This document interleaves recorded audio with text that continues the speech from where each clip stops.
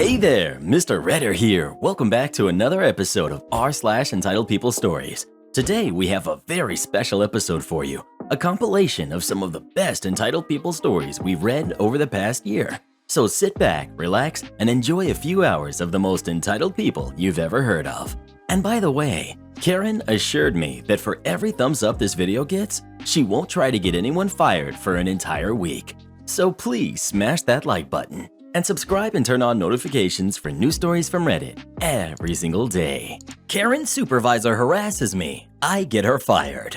I work for a contractor doing custodial work for a casino. To preface this, I took this job mainly because it did not involve management in any way. I have worked in management most of my career and was just burnt out.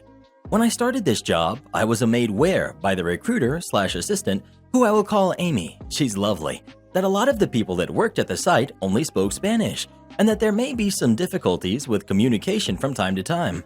This wasn't a problem for me, as Amy spoke English and was currently managing the contract because the actual contract manager was on medical leave due to having a surgery.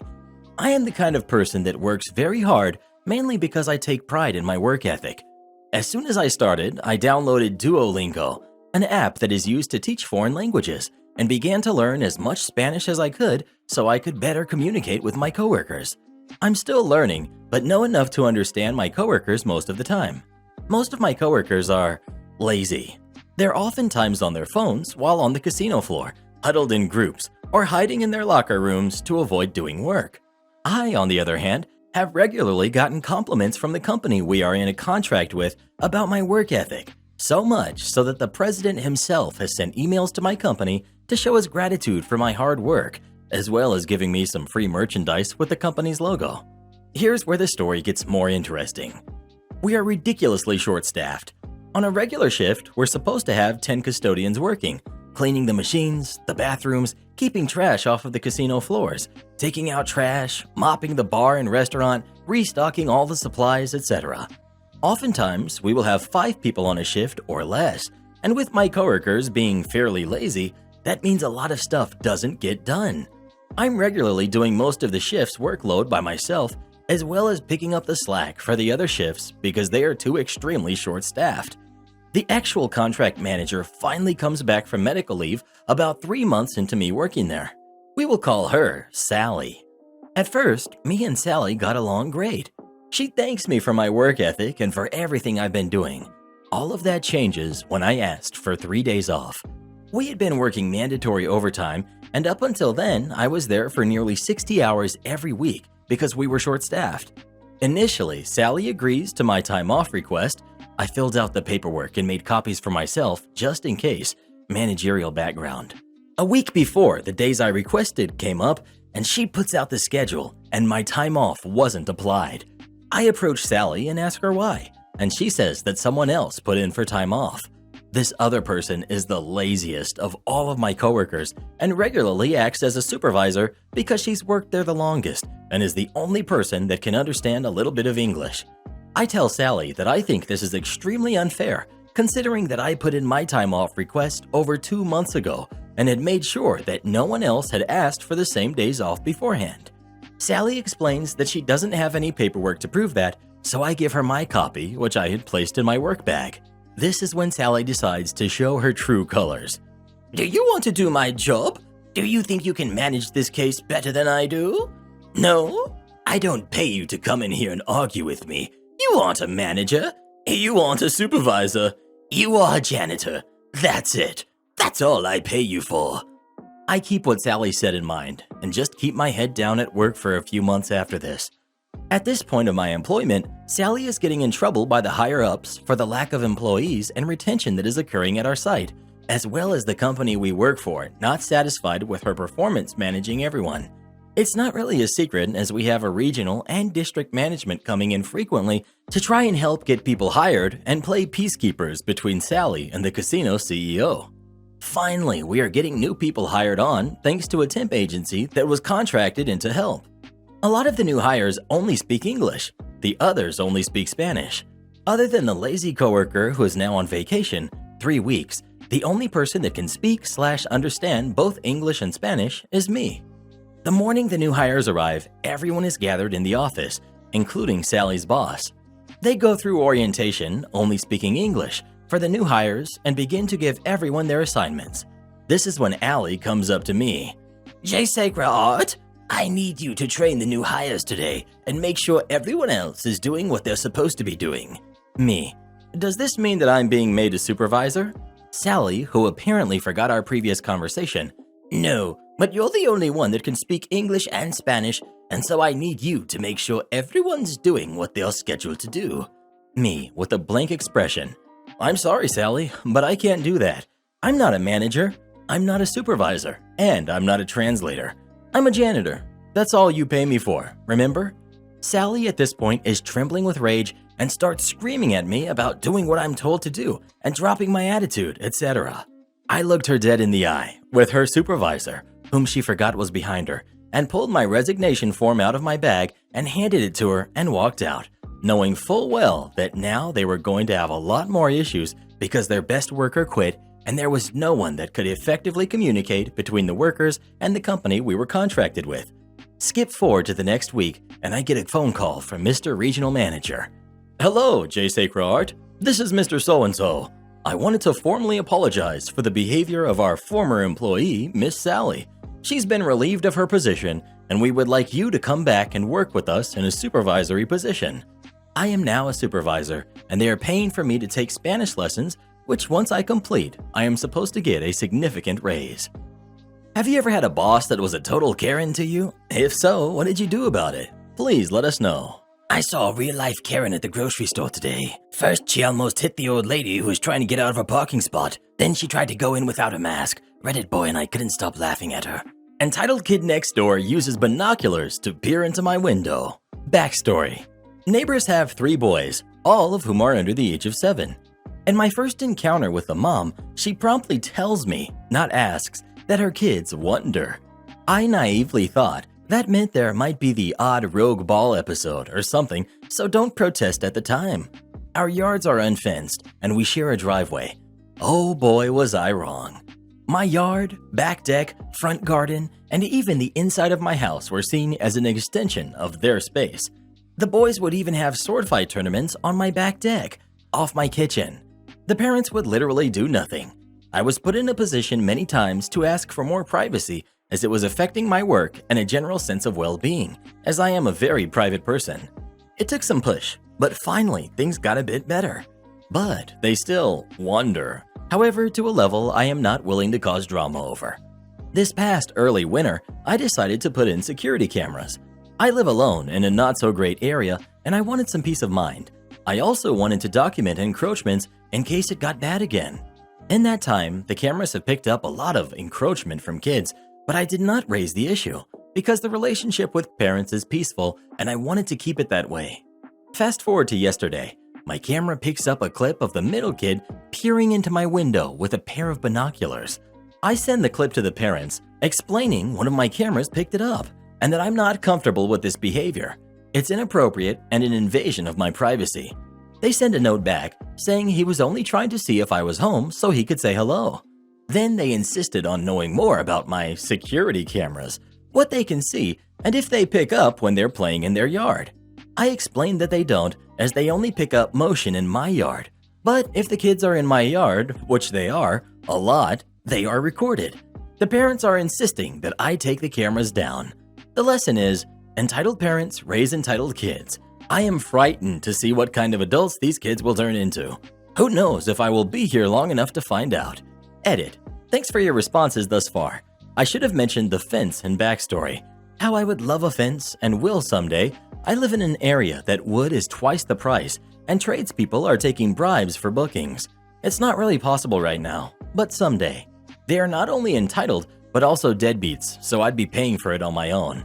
I did the one thing I had control of, and that's installing cameras.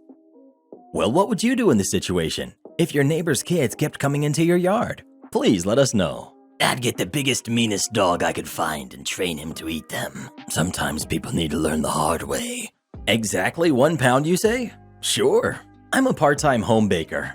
I took it up while I'm studying from home during the lockdown, and it's basically a fundraiser for my charity since I can't do my monthly fundraiser bake sales on campus anymore. I'm also the only person selling baked goods in my entire area, so my items are very popular. Specifically, this one particular type of cake I make that people absolutely love. The other day, a lady called me and wanted to place an order for 1 pound of this particular cake. She said she had tried it at a friend's house and loved it and wanted it for her niece's birthday. I told her that I use the metric measurements, so my cakes are actually 500 grams or 1 kilogram. 1 pound equals 454 grams. She said she wanted a 1 pound cake. I dropped it because it was more or less the same thing. Important for later. When I had made the cake for her friend, I had run out of my 1 pound cake bases, so I used the 2 pound cake base. In my opinion, this made the cake look smaller, but it's possible that someone else might think that the cake was bigger. Edit. To clear up some confusion, cake base is the cardboard on top of which you put the cake. I use 2 sizes, 9-inch diameter base for my small cakes, 500 grams, and 12-inch diameter base for my big cakes, 1 kilogram. When the lady's friend ordered, I had run out of the smaller bases, so I used the 12-inch base for the 500 grams cake. After I took the order and quoted the price for her, she started giving me more instructions. The birthday girl is 16, so decorated according to a 16-year-old. I know, super vague, right? Add XYZ stuff to it. Write 4 different things on the cake. I explained to her that all this is not included in the base price, and the kind of toppings she wanted would make it a lot heavier and pricier. She said, make it a 1 pound cake for the 1 pound cake price. Okay, I get the hint. You want a 1 pound cake with those specific customizations, so I made it just that. Removed some of the ganache, made thinner layers so I could incorporate her additions and still keep it at exactly 454 grams. No more, no less. The lady came to pick it up and she went ballistic because I was trying to rob her in the name of charity, and the cake I made was in no way 1 pound because her friend's cake was bigger. I tried explaining to her why her friend's cake might have looked bigger and that this cake was exactly 1 pound as she wanted. She refused to listen and was starting to create a huge scene, said she wanted a refund. So I brought my weighing scale out and weighed the cake out in front of her. 454 grams exactly. This lady saw and went, "Aha! I was right. You are trying to cheat me. It's 50 grams less." I said, "No, it's exactly 1 pound like you wanted." I opened up Google Converter and showed her that 1 pound is in fact 454 grams, not 500. I opened WhatsApp and showed her the message where I told her I make 500 gram standard cakes, and she said she doesn't care. She wants 1 pound. She was a bit gobsmacked and said I should have had some professional courtesy and made it 500 grams and I'm trying to cheat her. I had it with her. I told her, "Ma'am, you wanted exactly a 1 pound cake. You said it to me 4 times. So you can take this exactly 1 pound cake, or you can take your refund and leave. I can find other people who would want to buy a 1 pound cake." She took her 1 pound cake and left, saying she will never buy anything from me again and make sure to let others know too. Later, her niece followed my page on Instagram and dropped me a message apologizing for her aunt, said it was the best cake she ever had and she will surely tell everyone about my bakery.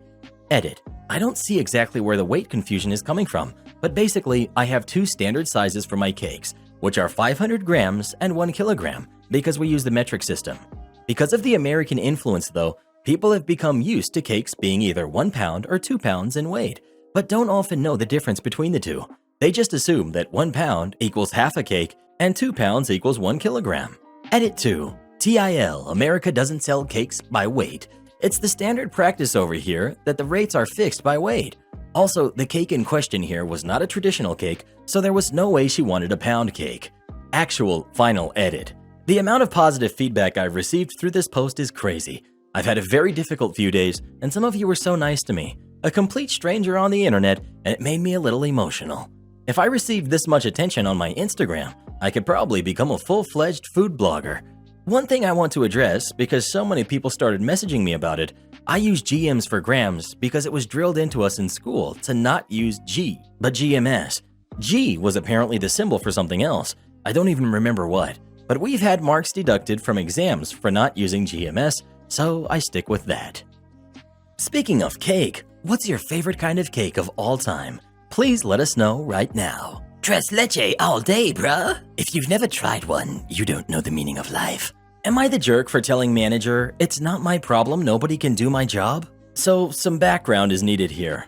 I'm 19, male, and have worked at the leisure center in my town since I was 16. It has a gym, a pool, a function room/hall, and a cafe. Up until recently, my job was cleaning the gym and hall and working in/cleaning the cafe, but obviously it's been closed for a while and I've been on furlough. Thing is, my parents' house is very toxic and it reached a point where I had to get out, which I couldn't afford to do on furlough alone. I took on 2 new cleaning jobs to cover my living expenses. The leisure center opened again last week, all apart from the cafe part, and I realized just how much I'd be juggling now between work and uni. Since the 2 new jobs pay significantly better than this one, but I can use all the extra hours I can squeeze in, I elected to stop working in the cafe when it reopens because I think those hours will tip it over into the too many territory. I told this to one of the 2 cafe managers and she said that's fine. So the issue. This morning, the other cafe manager messaged me about reopening and stuff and asking if I'm okay to work the same hours I was before. I replied saying, "Sorry, I think there's been some miscommunication." I told other manager I won't be working the cafe anymore as I've got 2 other jobs now and it's just too many hours. She was not happy. She began complaining to me that the cafe is short-staffed as is and they don't have another cleaner on hand to do it. At one point in my life, I'd have folded and said I'd do it, but I'm trying to be better about advocating for myself. So I said, "I'm sorry about the inconvenience, but I had my notice okayed and sorting a replacement isn't my problem." She then got upset and called me rude and insolent and said she's going to report me to the overall GM of the place for my conduct. I'm really beginning to panic that I'm going to get into big trouble for this, and if I could have handled this better. Am I the jerk for what I said? Edit. A timeline of my work because some people seem confused. 2018. I start working at the leisure center at 16. My jobs are cleaning the gym area and the hall/function room if it gets used. I later start working in the cafe when somebody leaves, waiting tables, manning the counter, and cleaning up. March 2020. Lockdown 1 happens and the leisure center closes indefinitely and I get put on furlough.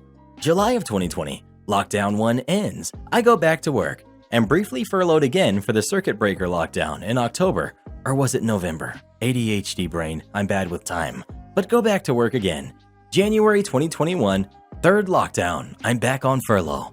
February 2021, the already toxic situation at my mom and dad's house becomes unlivable and I have to move out. However, my furlough pay and SFE payments combined aren't really viable to live independently on, and I don't qualify for universal credit as I'm a student. I apply at an agency and get 2 cleaning jobs through them, one at a GP surgery and one at some offices. It's significantly better pay and a better contract and allows me to move out and keep myself. April 2021. The leisure center opens, Sans Cafe reopens, and I go back to cleaning the gym and hall as well as my new jobs. I realize between juggling the gym hours and the agency jobs and uni work, I'm basically at my limit for how much I can do. I decide that when the cafe does reopen, I won't be able to manage those hours too, and the situation in my post ensues. Well, who do you think is the jerk? OP or the manager? Please let us know. Definitely the manager. I'm proud of OP for sticking up for themselves. I hope you report that manager. They have no business trying to bully you like that. Entitled father wants me to pay his debts after cutting me off 5 years ago. Some context here. 5 years ago, when I was in my last year of university, my parents divorced, and for many reasons, I decided to side with my mother and live with her. He was not happy about that, so he decided to ask for half of the worth of our home, even though my mother bought it completely on her own.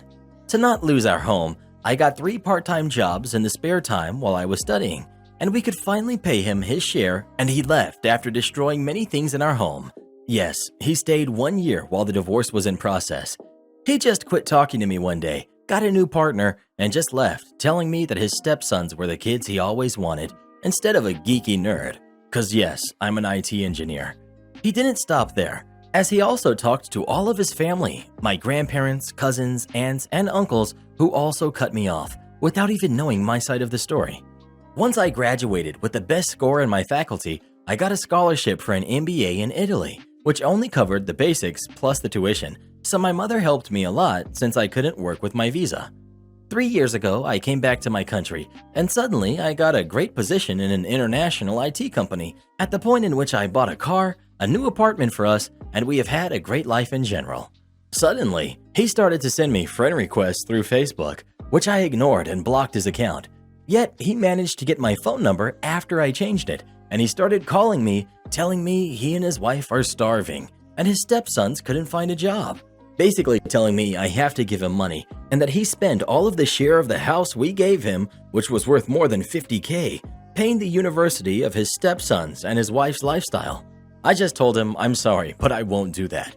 Now he has started going to the reception of my apartment, telling me that I owe him this and I have to be a better person, that he always loved me and I was the one who turned my back at him. All of his family, not mine at this point, started calling me as well, telling me I owe him a great share of my income and I have to give him that, or else they will sue me. That's BS. I again just told them to buzz off, that's none of their business. The worst part was that they came to my previous house, which my mother still owns, and broke every window, telling me that was just the beginning of it if I don't hand him the money he wants. I just went to the police and got a restraining order. Yet some of my friends told me that I should forgive him and try to help him out as he's still my father. I'm 26, male, yet I cried all night remembering how he just forgot me, all of his words, and now I honestly don't know what to do, as I could help him out without much effort. By this time, I'm feeling guilty of knowing he's possibly starving, yet he's got a new family, and now he wants me to pay for them too? I really don't know what to do here, but I think I can't forgive him right now.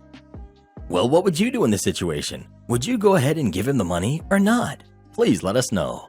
I'd give him a visit from my friend Larry. Larry's from New York and carries a big baseball bat with him.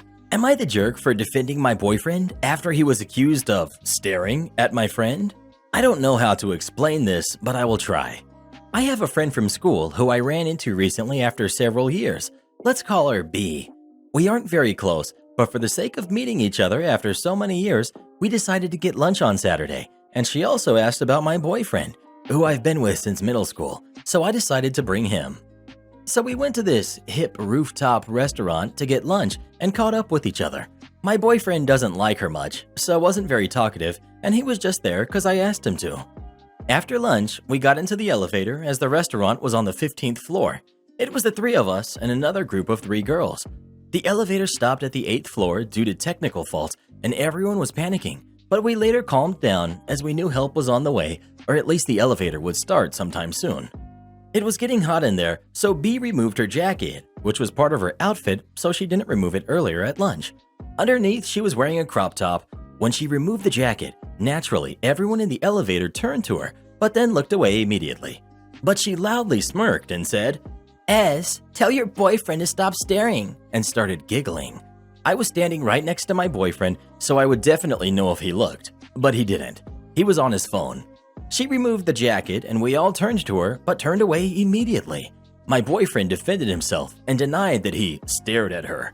He looked quite annoyed, and honestly, I was too. B didn't stop there. She went on saying, "Oh, please, I saw the way you were looking at me. I understand that I was your high school crush, but you are with your girlfriend now." I was furious at this point because they were blatant lies. My boyfriend and I were our first everything. First crush, first partner, first kiss. B and my boyfriend used to be in the same class, and B had told me how he would always be looking at her, but all of my other friends who were in the same class confirmed she was just lying. B has this habit of assuming that she's the center of attention, and any man who turns in her direction is interested in her. Plus, in the 10+ years I've known and loved my boyfriend, he has never looked at another girl like that, so he definitely has my trust. If he says he wasn't looking, I'm backing him up. So I defended my boyfriend, and it went back and forth. Finally, she said, "It's a shame. Girls should have each other's backs, but I understand you feeling insecure over me." I lost it. I told her to stop being an attention-seeking jerk, and she started crying. The rest of the wait was silent. After we went home, I opened Facebook to see her rant over how I shamed her and how it's her fault. Well, who do you think is the jerk? OP or her friend? Please let us know. Uh-oh, sounds like we've got a Karen Jr. on our hands. Karen demands to plan our wedding and throws a Facebook tantrum when I decline. So this happened yesterday, and I'm at a loss for words, to be honest. For those who have read my previous posts, you would know that I, 31 male, have proposed to my now fiancé, 29 female, back in 2018, and other than initial decisions on which venue, we haven't made a single step in further planning our wedding. With everything going on right now, we decided to hold off future wedding plans until the situation is 100% solved. Well, yesterday I was on a Zoom call with several of my cousins just chatting up on things and whatnot. At some point into the call, one of my cousin's wives barged into the conversation and pretty much took over it. She's not well liked at all in our family, so the call ended soon after she invited herself in. Anyways, about 30 minutes after the call had ended, cousin's wife called up my phone, and before I could even say hello, she just started interrogating me about my wedding. And when I said that we haven't planned anything yet, she began gushing about how we should hold it at the venue she held hers at, along with catering, DJ, and so forth, even going as far as to donate us her playlist. She said she'll get right to it and she'll handle everything for us. Now, if there was an award for the worst wedding ever, cousin's wife would be in their Hall of Fame. First, the venue was a dump, in the middle of nowhere, with no roads connecting to it from the highway. It was so bad, many of the guests weren't able to find it, so a lot of them were extremely late or ended up getting frustrated and traveled back home. Furthermore, the venue was not handicap friendly, so it wasn't fun for the more elderly and wheelchair-bound guests, including cousin's wife's own brother. Also, the venue had no restrooms available, and the only ones that were available were located about a 30-minute walk away. Adding on, when we got to the venue, we saw that there were a lot of cats literally on the guest tables, and some guests were horrified to find cat poop at their designated seats and tables. The staff took its time to do something about it, so those guests left soon after. Next, the food. The food itself was terrible. The desserts were in a horrible shape and were nothing but a crumbling crust and fruit paste that had to be scraped onto the plate. The cooked dishes weren't properly stored beforehand, and lots of it smelled spoiled, which later turned out to be true since people began complaining about stomach pains.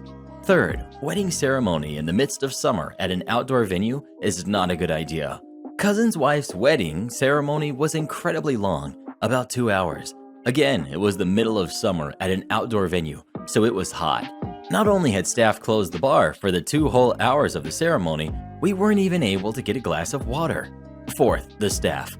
They were highly unprofessional, and while they did have fans set up at the beginning around the tables and dance floor, they were later picked up and the owner refused to get them out even though people were starting to fry. Finally, the music/DJ. The music was ridiculously loud, as in take the maximum volume on Gerard 401 speakers and multiply it by 20 times.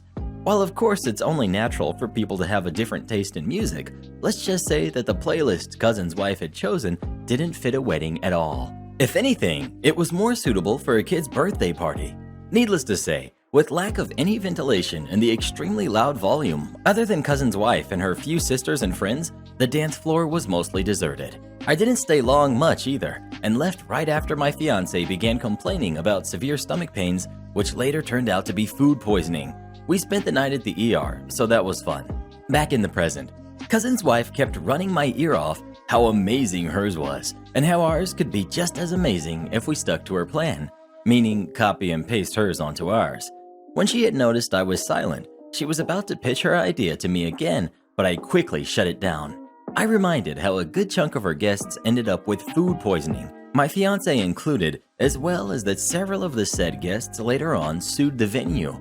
I then informed her that my fiancé and I have already decided which venue we'd like our wedding to be at, and basically informed her that while I appreciate her willingness to help out, our tastes do not match and would prefer to consult people who are more familiar with fiancé and myself. I was upset and wanted to rage on about how her wedding sucked, and our grandfather, mine and her husband's grandfather, nearly ended up dehydrated, but I held it in and simply ended the call.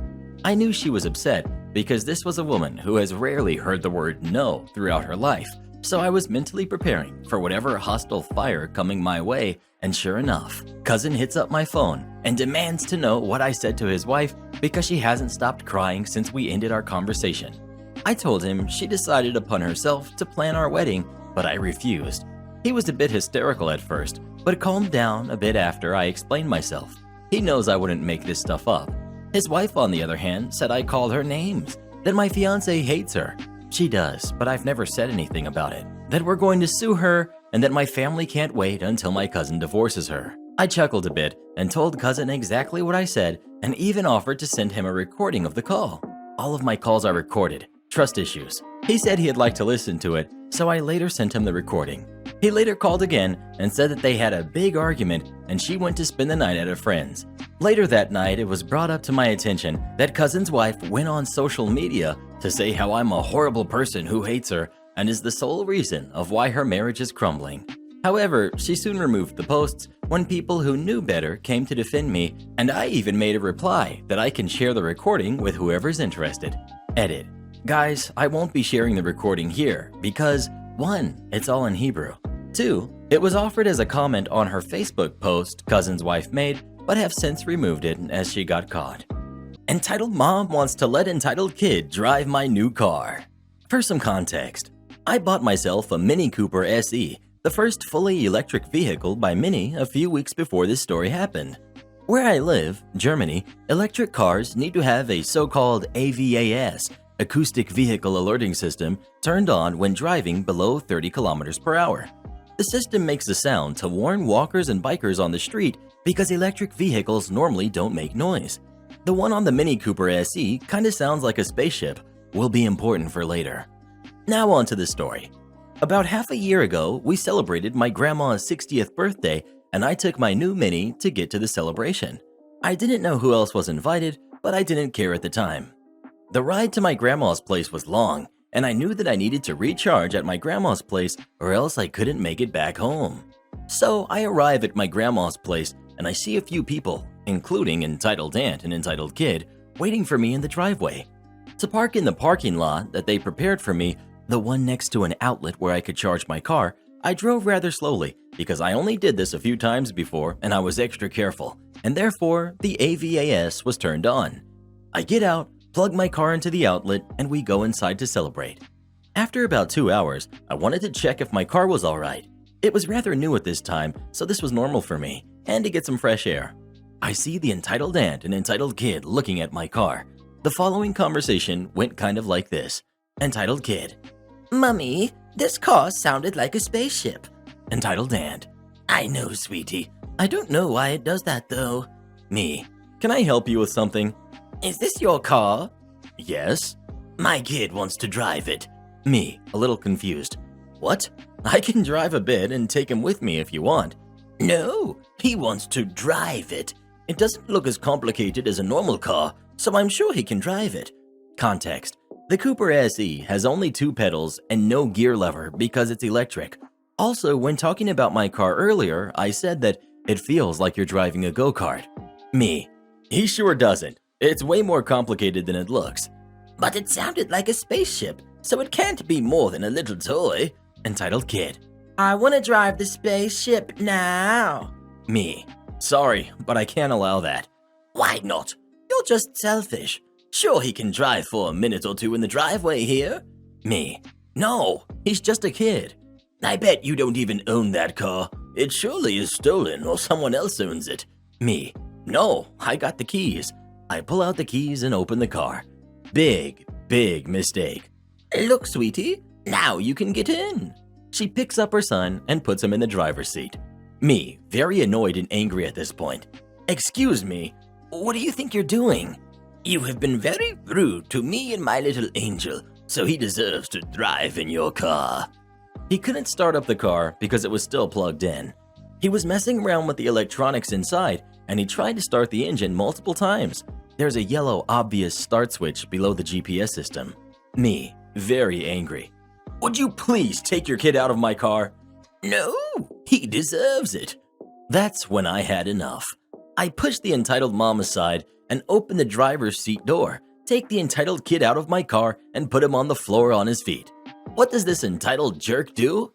He lets himself fall on purpose and starts crying that he got hurt while I was taking him out of the car. The entitled aunt is screaming about her son. I really didn't use much force or anything. The other family remembers hearing entitled kids crying. Meanwhile, I unplug my car, get into it, and drive away. On my way back home, I had to recharge once, and that's where I called the others back and told them what happened. They told me that entitled aunt has tried to call the ambulance and has been kicked out of the celebration.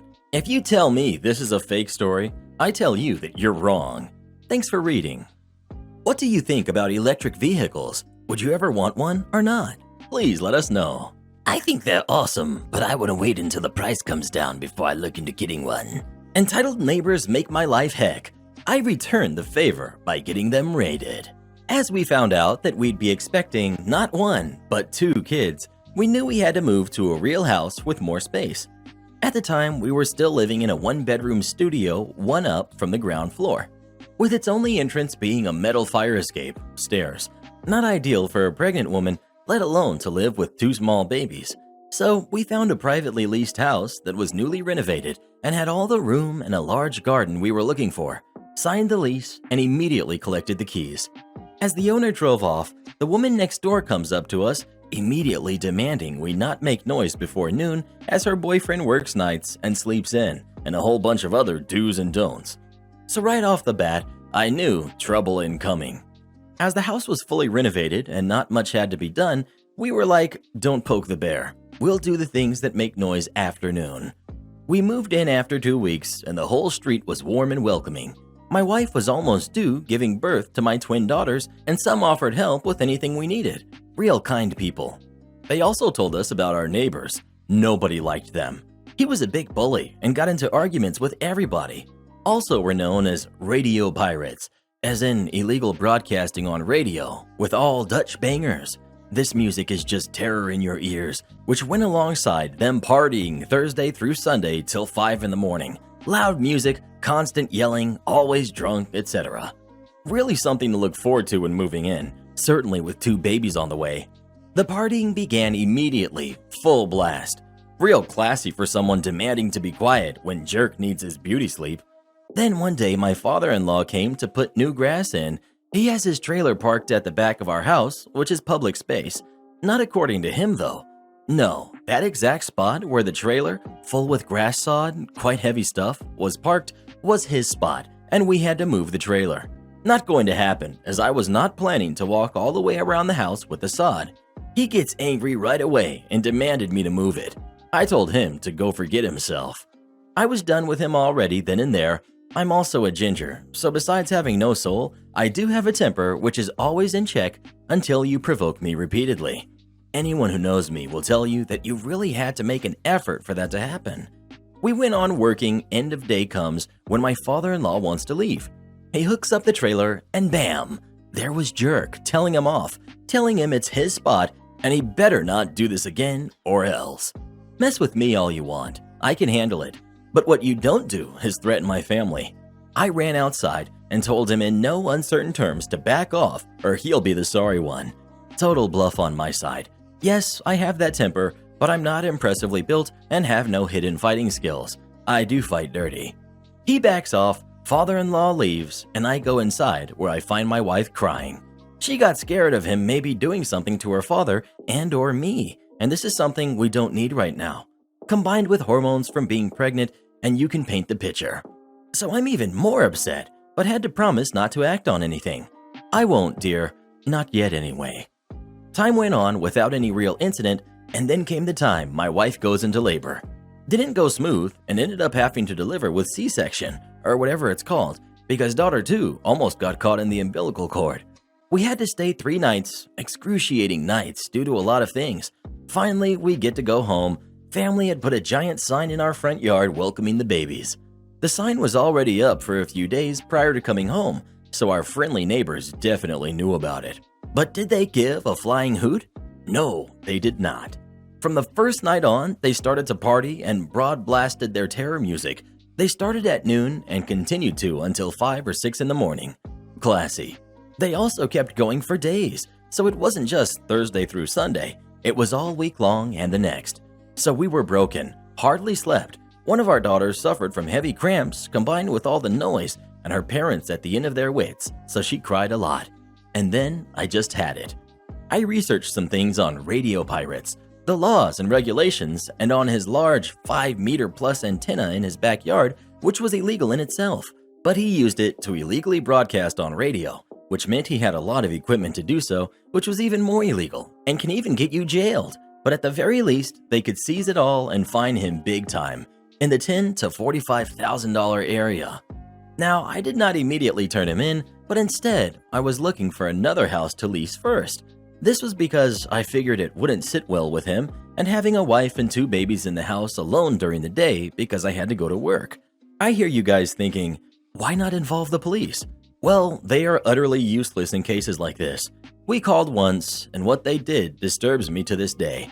They rang at the doorbell and immediately started off by saying we called them about noise complaints. Yes, you read that right. No protection or whatsoever. They blatantly just told them the reason they're there, told them to keep it down, and that was it. They didn't even follow up with us or anything. As you can guess, Jerk was now even more upset and told me the next day, or yelled over the fence that separates our backyards, that I really should not do that again, a threat yet again of which I told the police. I didn't report it the first time as I chalked that up to alpha male or heat of the moment, but without witnesses to corroborate, nothing could be done yet again. Some days later, I walked out the front door and he just stepped out of his car, came up to me demanding I cut some of our ivy that grew on our side of the fence because it tangled in with his big antenna. He would be gone for some hours and I could come into his garden to cut back the ivy that grew through on the side. And then a light bulb went off above my head. I told him politely that I would do that immediately. Why? Because that gave me the opportunity to find out the make and model of his antenna, to ascertain its signal strength, where the cables go exactly, and what kind of cables they were. Again, to know the signal strength it handled. Also, it gave me a good view on the equipment he had, through the window so I could snap some photographs of it. This was the icing on the cake. Because in the meantime, we did manage to find a new home and had already signed the lease so we could be gone in 2 weeks. Luckily, we only had to paint some walls for the girls' room and furthermore, just pack up our things and move them to the other house. So after I trimmed the ivy and collected my evidence, I went online that night to find out the proper channels to report a broadcast pirate and which entity was tasked with catching said pirate. Turned out I had to call the telecom agency, but also the police. Wasn't too happy with the latter, but I remembered I have a nephew that works for the police. Officially, his area was immigration, but he knew enough colleagues that could help us and we could trust not to confront them again saying I was the one that sent them. That was extremely important for our safety when doing what I was doing. So I gave both the agency and the police all the evidence I collected, pointed them to the frequencies he pirated so they could listen in. Then they started a neighborhood investigation, which wasn't really necessary, but this was to cover our butts, to make it look like they had caught him by accident because they had an active investigation in our area. You never know what he can learn from legal documents and such. We asked them to wait with the raid. Yes, they raid pirates' houses, preferably in the early hours of the day because of his beauty sleep rendering him incapable of fleeing or hiding evidence, etc.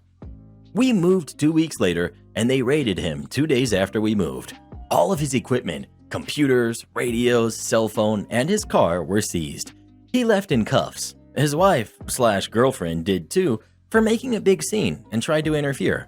All of which was live reported to me by one of our ex-neighbors who were equally ecstatic about this. It turned out this wasn't the first time he got caught, but his third time. His car had no insurance on it and his MOT failed. This guy normally would have no big consequences because he didn't drive it while raided, but they had the guy surveilled on for a week and that definitely meant he was seen driving it while not having insurance or valid MOT. He was fined somewhere around 30,000 euros, went to jail for 12 weeks, and everything seized was destroyed except for the car. His girlfriend had to do 40-some hours community service. They had to sell the house, which made me very happy for the neighbors as they too were over and done with them. Like I said, I do fight, but very dirty. You have to really make an effort for me to get to that point. They did and suffered. Over a year later, when shopping for groceries, I encountered them. With the foulest of looks. If looks could kill, I'd be a smoldering heap of ash, but nothing more than that. Have you ever had neighbors that you just couldn't stand? If so, what did you do about it? Please let us know. Haven't we all, Reddit boy? Haven't we all? Am I the jerk for insisting my sister gets a prenuptial agreement? My sister and I are property investors who own 6 investment properties together. I know how the internet feels about evil landlords, so spare me that please, that's not why I'm here. We started with one house to live in, then bought lots of cheap houses and flipped them for rental income. We're doing well financially because of said houses. My sister is getting married. Wedding is later this year, hopefully. I'm helping her plan and we were going through a to-do list, seeing what's left to be done. She mentioned caterers, venues, invites, etc. and asked if she'd forgotten anything. I said, yes, prenup. And we both sang, we want prenup, yeah, like the Kanye song, then laughed. She moved on to the next item without actually addressing it. I leave it for then, and we go our separate ways. I text her later in the evening and say, hey, my friend used a really good lawyer to draw her prenup, so let me know if you want me to ask her for her deeds. She replies she thought I was joking. She's not asking her husband to sign a prenup. I reply I wasn't joking and I must insist he signs one. She calls and says it's not my place to insist. I say it is when our assets are tied together. She asks me if I'm trying to say something about her future husband. I say I'm trying to be realistic and smart. Then it all goes to heck. She starts yelling at me about being rude, jinxing her marriage before it began, yada yada yada. I say either she gets a prenup or we transfer all property to my name and I get one if I ever get married, then I hang up. Been bombarded by family saying her future husband is a good guy who would never do that if they separated. He sent me a text admonishing me for hurting my sister and calling him a gold digger. He thought I liked him. I'm not backing down on this one. Am I the jerk for how I went about it or wanting one? ETA. This has gotten far bigger than I anticipated. Thanks for your input and comments. Delivery wasn't the best, I concede. I will be getting in touch with a conveyancing solicitor soon to help protect our assets. Update. It's been about 6 weeks since everything went down. I need to clarify a few things. I can't afford to buy her out, so that's not an option. She also doesn't want to sell because these are long-term investments for us. It wasn't a case of we each own 50-50 in the properties. Between us, we know that's the case. However, legally, sometimes I own 75% to her 25% and vice versa because of our financial standing at the time we purchased the properties. I would stand to lose a lot if her marriage went south because some of the more expensive properties she holds more equity in. The properties that have been paid off, we've both been able to change the deeds on those, but those still mortgaged are that way at the bank's insistence. We have transferred all of the properties into a trust. It is a legal protection that outlines how everything is split, including clarifications on who owns how much. It says that spouses are not entitled to anything related to the houses. We've also decided to end our business ventures together. We'll keep managing the properties, but we won't buy any more together for the sake of the relationship. We're doing okay, still not as it were, but that is to be expected, I guess. Her husband-to-be is still withdrawn around me, but honestly, I don't care. Their wedding is going ahead as planned later this year, hopefully. Thanks to all who offered advice. The laws in my country are a little different, but we found a solution. Update over, short and sweet. Well, what do you think? Is OP a jerk for wanting her sister to sign the prenup or not? Please let us know. Want hotel level service? Book a hotel then. I work front desk at a relatively big apartment complex, which has some owners/companies doing Airbnb in some of the units. A lot of the property owners hate these units, as a lot of them are normally not vetted properly and just book a room to party for a night and trash the place, as it's cheaper to do so compared to a hotel room. Luckily, my job does not require me to provide any service to Airbnb guests, as we're only paid to look after the building and the tenants. One day, there's this group of 6 to 10 women who have booked a 2-bedroom apartment for a hen's night, bachelorette party, and you can probably imagine where this is going. They come into the lobby, and the exchange goes as this. We've got guest and me. Guest. Hi there, we are checking in. Here are the papers. Puts booking papers on the desk. Me. Hi there, I assume you're an Airbnb apartment? In that case, we don't handle keys or the check-in process for your apartment. It says here that we need to collect the keys from you. Me, reading the instructions. Hi, sure. It says here that you go pick up the keys from the locker down the street.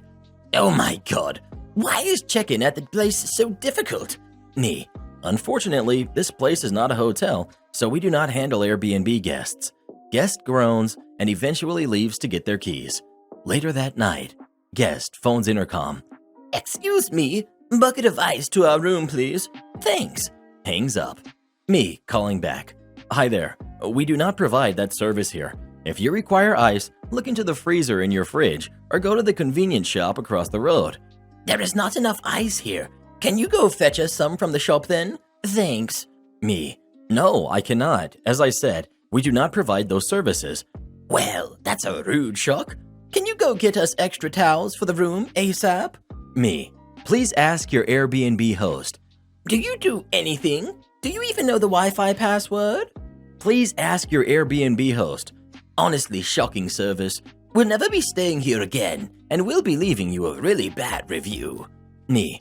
As I mentioned before, this place is not a hotel. You have booked an Airbnb apartment, so anything you require should be communicated to your host.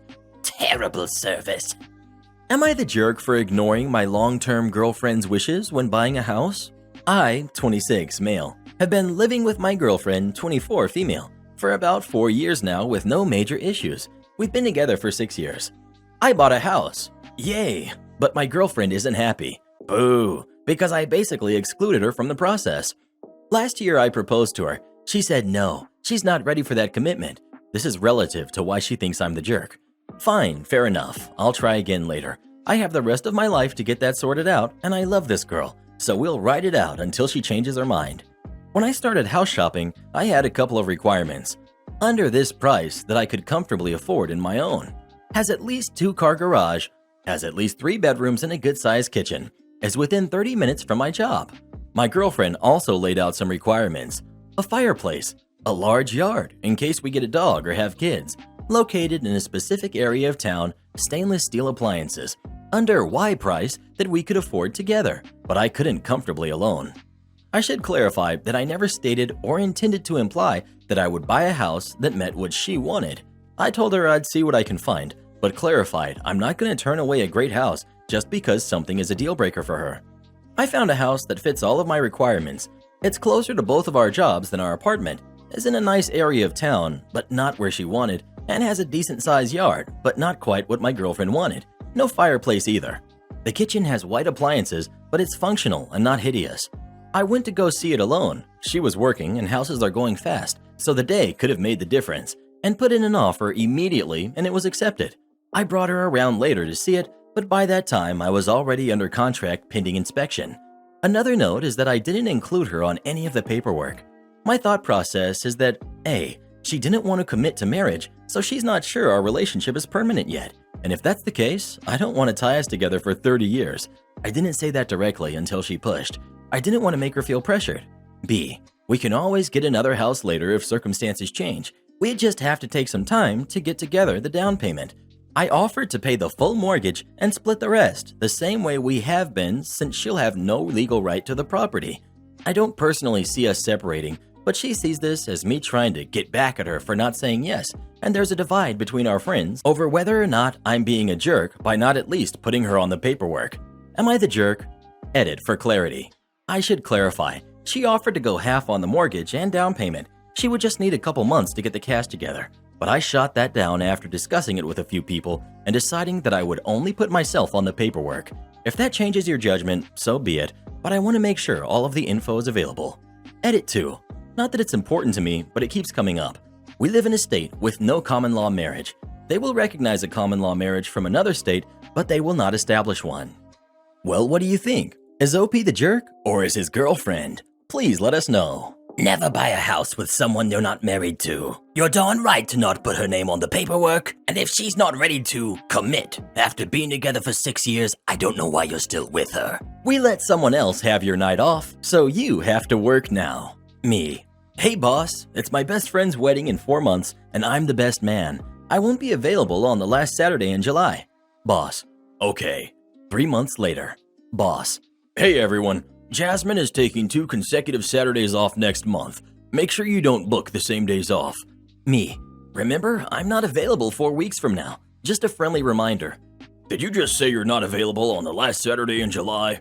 That's right, I'm not available. No, you can't have that off. I just said that I told Jasmine she can have that day off. Me. Well, untell her then. I told you 3 months ago. No, you didn't. I don't remember that. You're only telling me now, and I can't spare 2 people off on the same night. That's not how this works. You can't have that day off. Me. I told you 3 months ago. You said yes at the time. It's my best mate's wedding, and I'm the best man, remember? Then you'll have to tell your mate to get a new best man then. You know the policy, only 1 person off at a time. If you really did book it, then you should have reminded me sooner. Don't tell me 4 months out and expect me to remember. You're coming in or you're fired. So I talked to Jasmine. Jasmine. Sorry, I can't come in. I'm going back to my home country for 2 weeks. I'm going to see my grandmother for her birthday. We think it will be her last one. All the family really want to be together at this time. So, with Jasmine having one of the most justifiable reasons to be away that Saturday, every week leading up to that shift, I told the boss I would not be coming in and they should find cover. I worked the Friday before the wedding, and after we shut the restaurant down, I had this conversation just as I was leaving around 1 a.m. Me: I strongly suggest you find a way to get cover for me because I won't be in tomorrow.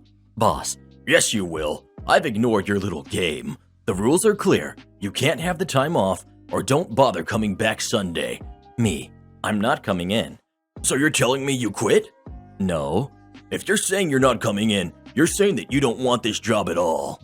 Me: I want to keep my job. I just can't work tomorrow. Put it this way.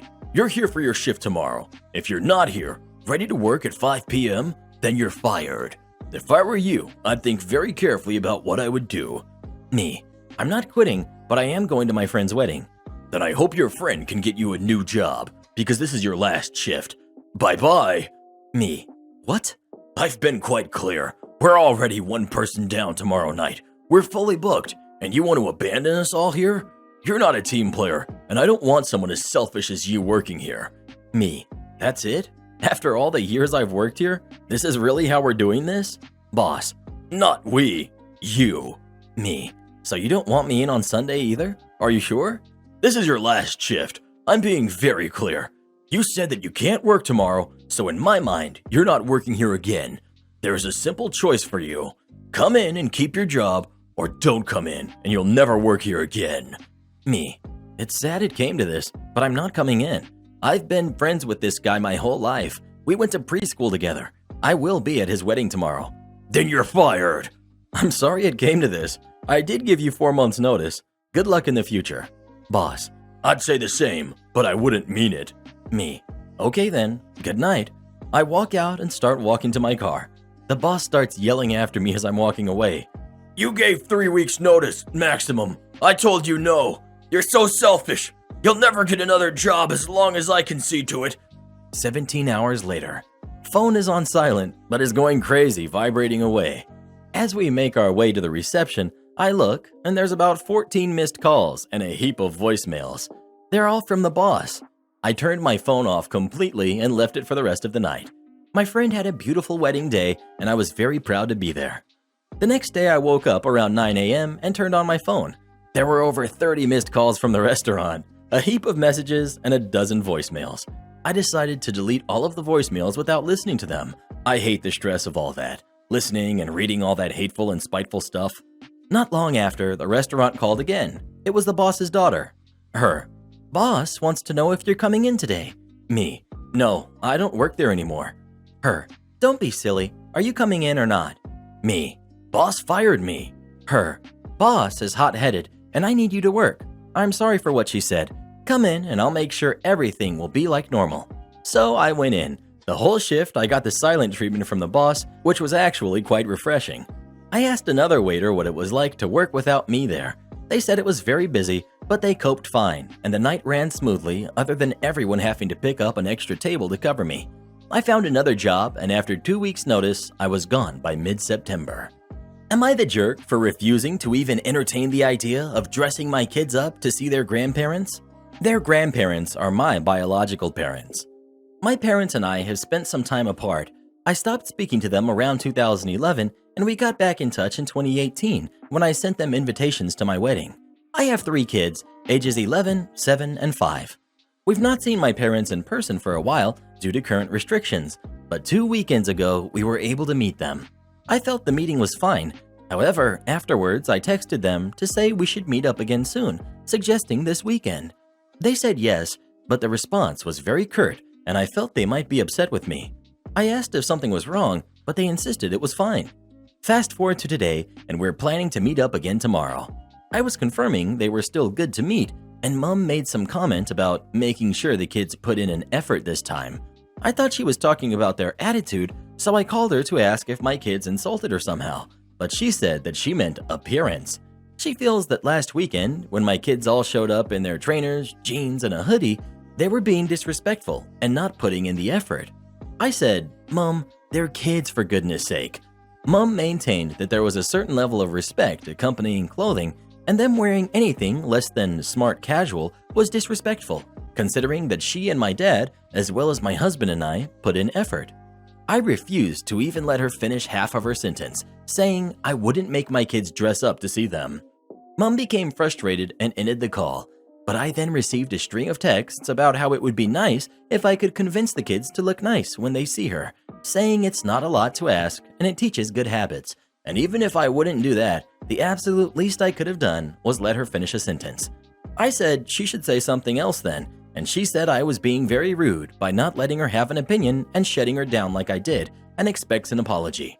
Info: Mom defines smart casual as shirts with buttons or trousers for the boys, not both at once, and a skirt or nice top for my daughter. She says the trainers can stay if they must. She feels that a buttoned shirt or a skirt is not a lot to ask, particularly in summer, when a skirt or short-sleeve shirt would be more appropriate for the weather. Info 2. I'm also unsure if this is a generational thing, as my parents are only in their very early 50s and I've just turned 28. So while there is a small generational gap, it's nothing massive. Am I the jerk? Well, who do you think is the jerk? OP or Grandma? Please let us know. Speaking of clothing, you really need to start dressing better, Reddit boy. You look hideous in that little suit you wear. Karen, future mother-in-law, was wearing my fiance's engagement ring. For context, I, 30 male, and my fiance, 28 female, got engaged 2 years ago, and we have a nearly 2-year-old son. And to help her mother out, we moved in with her over 2 years ago because she couldn't pay for her house herself. And my fiance said a bit of support would be nice when the baby came. Ever since we moved in, you can't actually have anything to yourself. Food, snacks, the TV. Once she was wearing one of my hoodies, so I literally can't have the clothes on my back. But one thing we put the foot down on was her engagement ring. The day I gave it to her, she insisted on trying it on. Fiance said no multiple times. Future mother-in-law went far enough to try to take it from her hand until I physically took her hands off my fiance and told her to back off, and then told her that ring is her daughter's and no one else will be wearing it, trying it on, or anything else, and that we really feel it's disrespectful and bad luck to wear someone else's engagement ring. It was brought up constantly over the next 2 years. She never gave up. But last night was where it blew up. My fiance was putting on fake tan in future mother-in-law's room. It's only a 2-bedroom house, and I was putting the little lad to sleep, so she couldn't go anywhere else. And she naturally took the ring off to put on her tan and left it on the side locker. After I got my son asleep, we went downstairs and future mother-in-law went to bed. And as we were watching TV, my partner jumps up and says, "Oh no, I left my ring in future mother-in-law's room." So she goes up to get it, and it's not where she left it. So she woke up her mother, and before she asks, she sees it on her hand while she's asleep. When she told me that's where it was, that was the straw that broke the camel's back. I shouted at her that the level of disrespect we suffer around, there's a lot more that I can't fit on this thread. Here was too much, and we were moving out ASAP. She starts crying about not being able to pay the bills, and she'll be homeless, yada yada, and to be honest, I don't care anymore. Because not once did I hear an apology from her breaking the most clear boundary I have set for living with her, and for upsetting my fiance. It's a superstition in her family that if someone wears the ring before the couple gets married, that the marriage won't last. Also worth noting, future mother-in-law has a lot of warts on her hands, at least 20, from poor hygiene that she's been told by her doctor are contagious, but won't get treated. So, am I blowing this up a bit too much or what? Am I the jerk? Edit. Just to clarify on the wart thing, I know they can only be spread by broken skin, but she has so many due to poor hygiene and is constantly picking at them, breaking the skin and making it worse. Edit 2. I said we moved in with her so my fiance could have support with a new baby, but we don't trust her with our son. After a few times, she watched him and left him in dirty nappies and neglected him. She hasn't been on her own with him since he was a couple of months old. It was just a reason we moved in that didn't work out. What would you do if you caught your future mother-in-law wearing your fiance's engagement ring? Please let us know. Like I'd ever get you an engagement ring, vetted boy. Strict compliance leads to a company collapsing. I worked for a major government contractor for a government agency. If I named the agency or location, it would be pretty obvious to people with long memories and an axe to grind. I'd risen up through the ranks because I have a good technical knowledge and I have a knack for seeing a big picture view of big projects and seeing potential problems. I was very good at what I did. Many managers didn't like me because I pointed out problem areas, over 75% accuracy, and I stated facts without regard for management politics. I didn't suck up.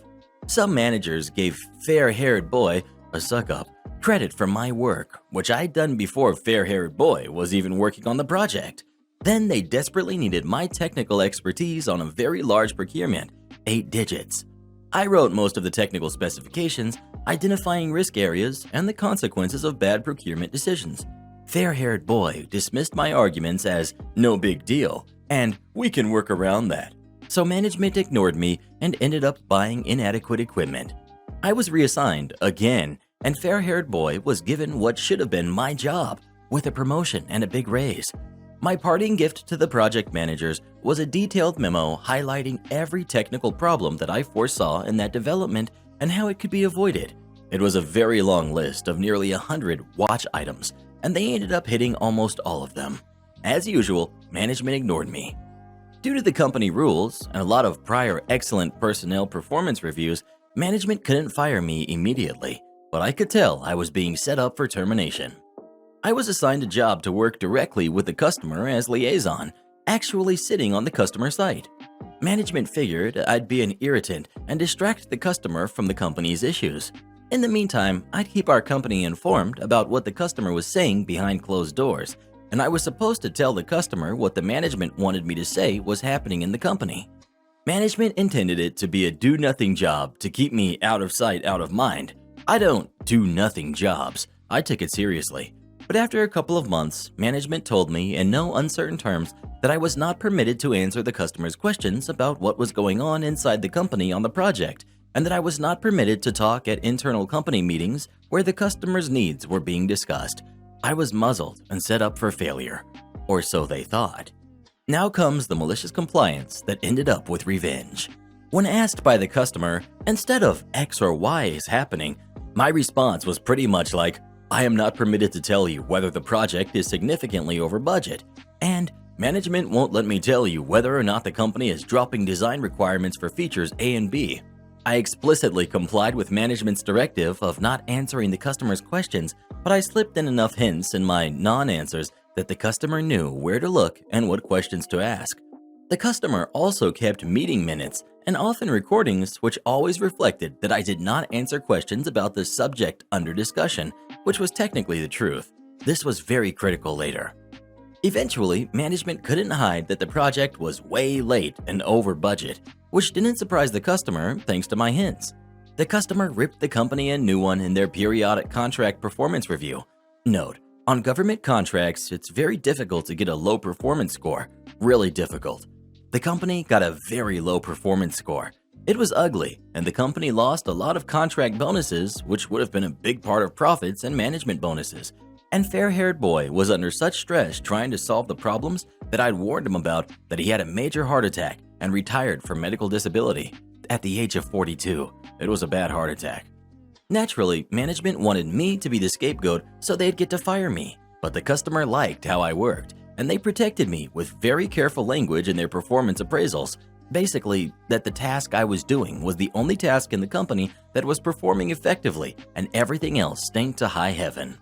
Upper management didn't dare fire me, or they'd anger the customer even more than they already had, possibly to the point of having the contract taken away for non-performance.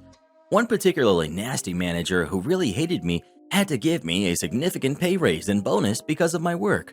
The fallout from the review was bad enough that corporate headquarters did some management shuffling and a few of my antagonists were suddenly gone. The raise and promotion ended up not mattering because the customer hired me directly working on the same project but on the government side. This caused management to crap their pants because I knew all of their dirty secrets and tricks, but I never ratted on any of the managers or company dirty laundry. I didn't have to. My new coworkers had previously figured out where to focus their attention and what questions to ask to get past the company's BS. I complied strictly with the terms of my separation from the company and gave away no secrets after I left the company. One of the best parts was that in meetings, all I had to do was put on an evil grin and the company managers would practically crap themselves, wondering if I was going to unearth one of their skeletons. I never did. I just liked watching them squirm. They got paranoid about being caught trying to lie to the government that they were admitting bad news up front. Because of bad performance, the management admitted it got even worse for the company. They decided to try letting their legal hounds on me for violating company non-disclosure agreements, but the customers' meeting minutes proved that I hadn't. The contract was restructured to eliminate several blind spots the company had used to their advantage. The customers' oversight of the company rose significantly. Profit margins on the contract shrank. Several of management's favorite employees suddenly had resumes on the street because their protection was disappearing. Even more managers retired or found other jobs. It was glorious to watch, doubly so because I let them do it to themselves. And I was extremely happy in my new job where I still work. Am I the jerk for not telling my coworker that the man she's talking about is my husband? I work for a moderately large company with mostly independent departments. We are in the same building, but we mostly stay within our department. For brevity's sake, my department deals with one region, my husband's department with another. A few months before lockdown started, I got a new coworker and we became friendly soon. Not friends, just casual coworker relationship with a lot of small talk. One day she had to get something done in my husband's department and there was some trouble. As I understand it, many things went wrong. Technical issues, server crash, unhappy client. People were stressed and she got into some verbal confrontation. When she got back to our office, she vented about that jerk Smith. She asked me if I knew him. I said I did. Then she continued ranting about him, insulting him. I just let her vent and soon we got back on track. As it should be obvious, that jerk Smith is my husband. In my country, it is very uncommon for the wife not to take her husband's surname. But my husband sounds weird with his surname. Think Sally Smith, the same letters. I don't like it, so I kept my maiden surname. I asked him later what it was about, and he just waved his hand. Stuff happens. Tensions were high, no hard feelings.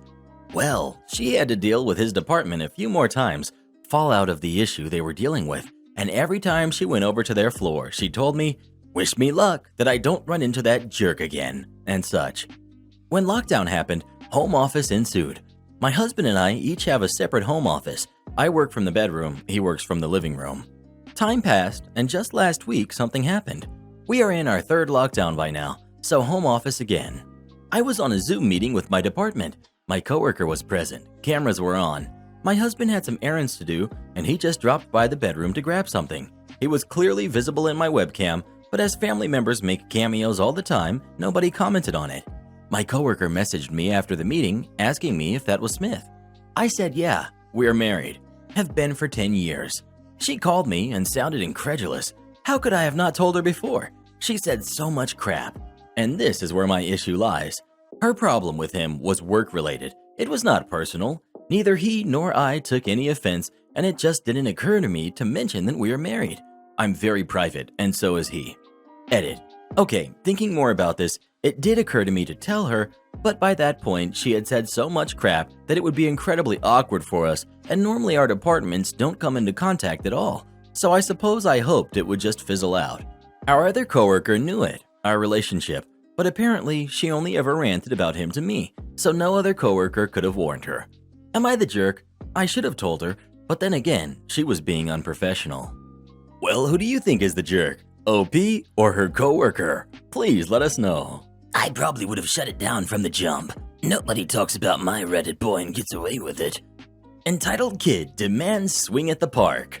We've got my daughter, we've got entitled kid, and we've got the nosy lady. This happened about 7 to 8 years ago. My daughter and I used to live in an apartment that was walking distance from a public park. Some entitled people went there, but this is the one instance of me being involved. This is a prominently white neighborhood, and my daughter and I are Latina. I'm not sure if that had anything to do with it, but I thought I would mention it. I have asthma and get winded rather easily, even when using my inhaler. I will sit on a swing to catch my breath if I'm winded, so I could still keep a clear eye on my daughter, who's about 2 or 3 at this time. After playing with her for a bit, I did just this. There are lots of swings on the park, but I am 5 feet tall, so when I'm winded, I prefer the lower swings. There was another girl there, about age 5 on the swings, and there's an empty swing in between us that separates us. My daughter wanted to take a break and sit on the swing next to me, which was also really low.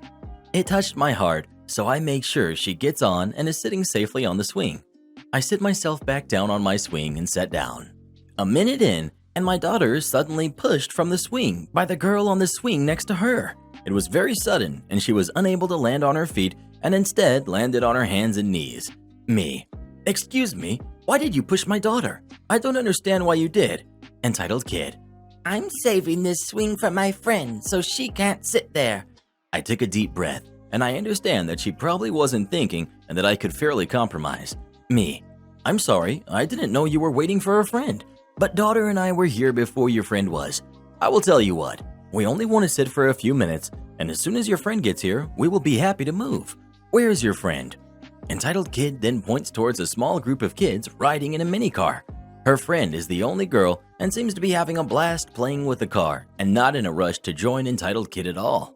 Daughter begins to attempt to sit back down. Entitled Kid pushes her again and starts screaming and stomping her feet. No, no, no! You can't sit here, because I said it's for my friend. I look at her and I'm beyond upset, but now in a louder voice. Don't push my daughter. Where are your parents? Enter Nosy Lady. She had silver hair, glasses, and I had to crane my head up to look at her full on in the face. Nosy Lady. Why are you bullying this girl? Me. Daughter and I wanted to sit down on the swing. Why are you assuming she's being bullied when she's the one who had pushed my daughter down twice now, unprovoked? Can't you sit anywhere else? Me. Why should I have to in a public park?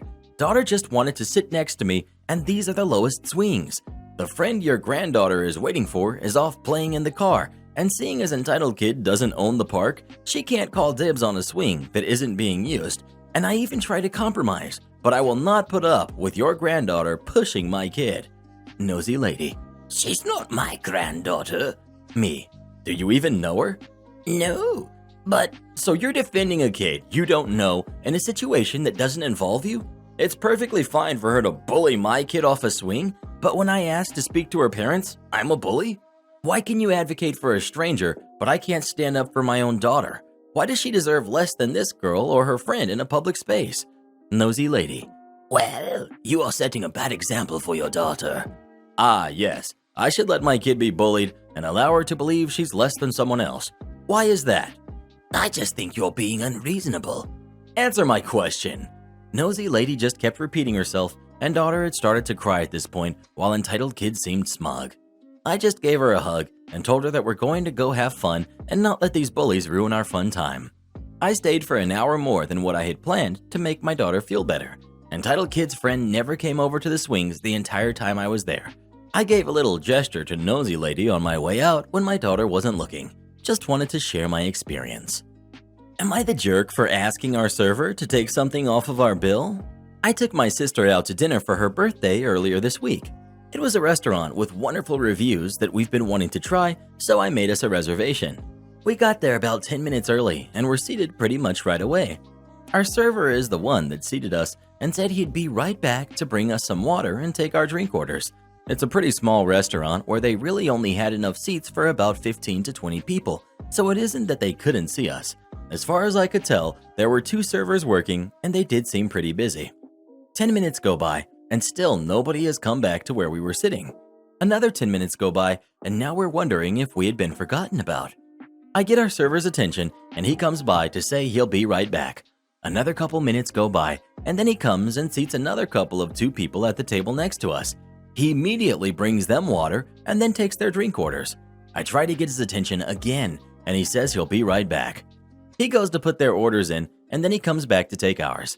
We order drinks and our meals at the same time. They don't have categories of appetizers or mains and stuff like that, but more like small plates, noodle dishes, etc.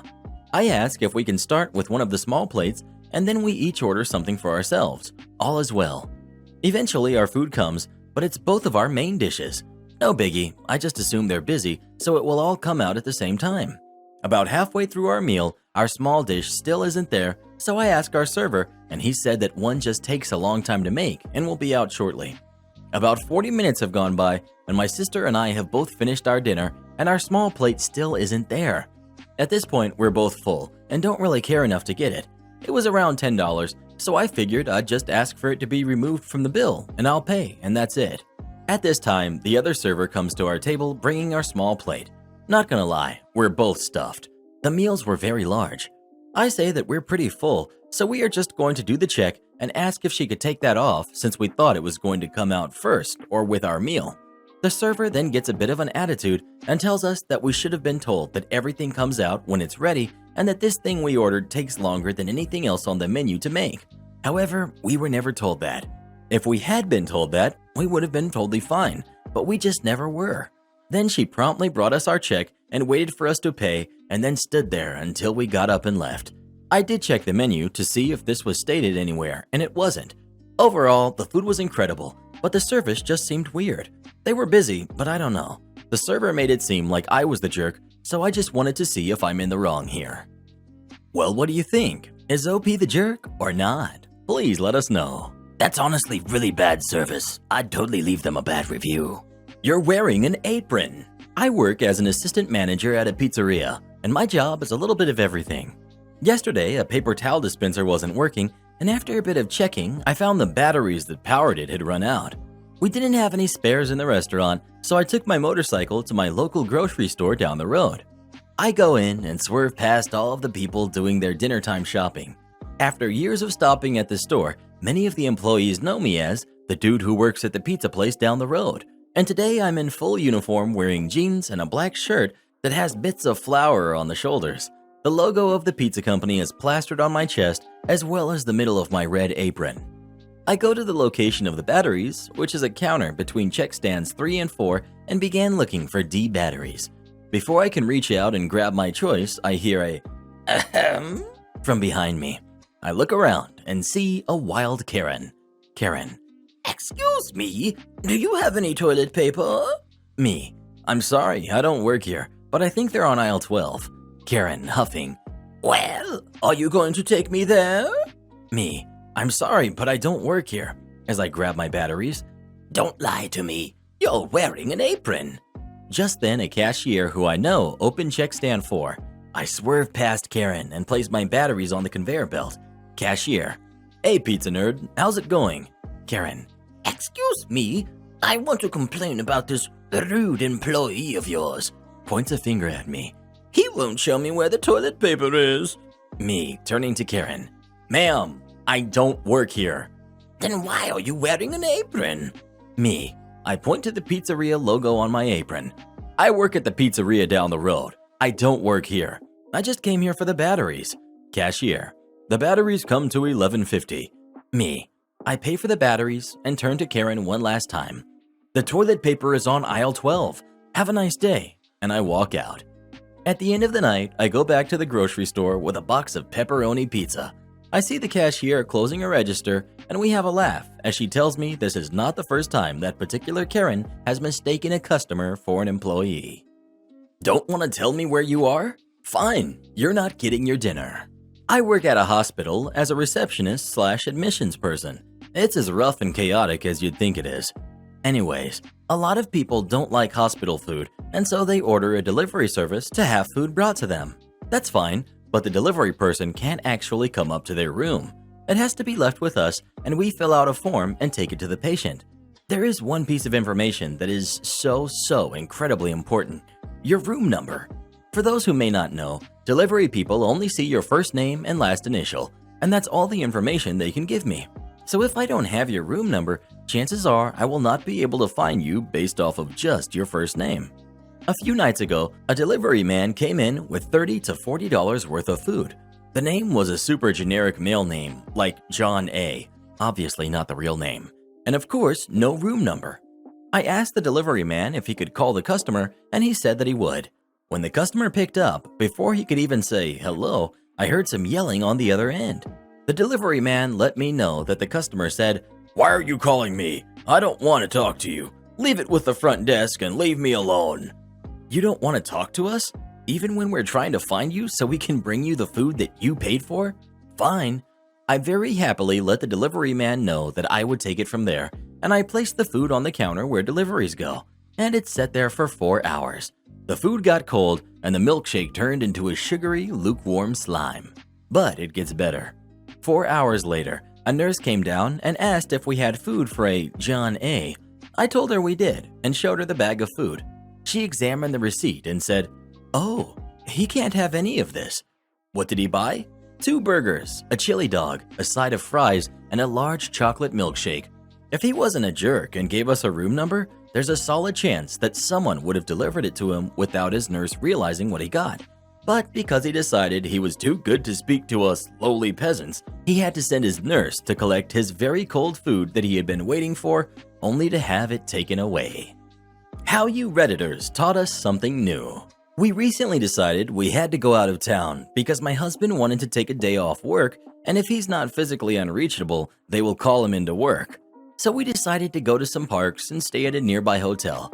Note that we chose this hotel based on which one was at the level of amenity we wanted, where we wanted, and looked to have really high standards in terms of the whole that which shall not be named. We got into town between 12 and 1 p.m., and my husband said, "Oh no, the check-in is not until 3 p.m. But I, having read this sub, had a brilliant idea that I've learned from the lovely people who post here. I told him that we could just go in and be very, very nice and just ask politely. We go in, and the poor front desk woman is trying to take a reservation from someone who's not being cooperative about reciting their credit card to her in a comprehensible way. She's giving us these "please be patient while I deal with this person" eyes, while attempting to get the person on the phone to give their credit card for what appeared to be the 345th time.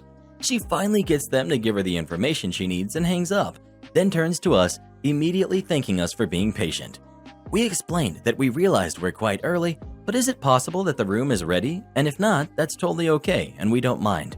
But can we leave our suitcases somewhere so we don't have to leave them in the car?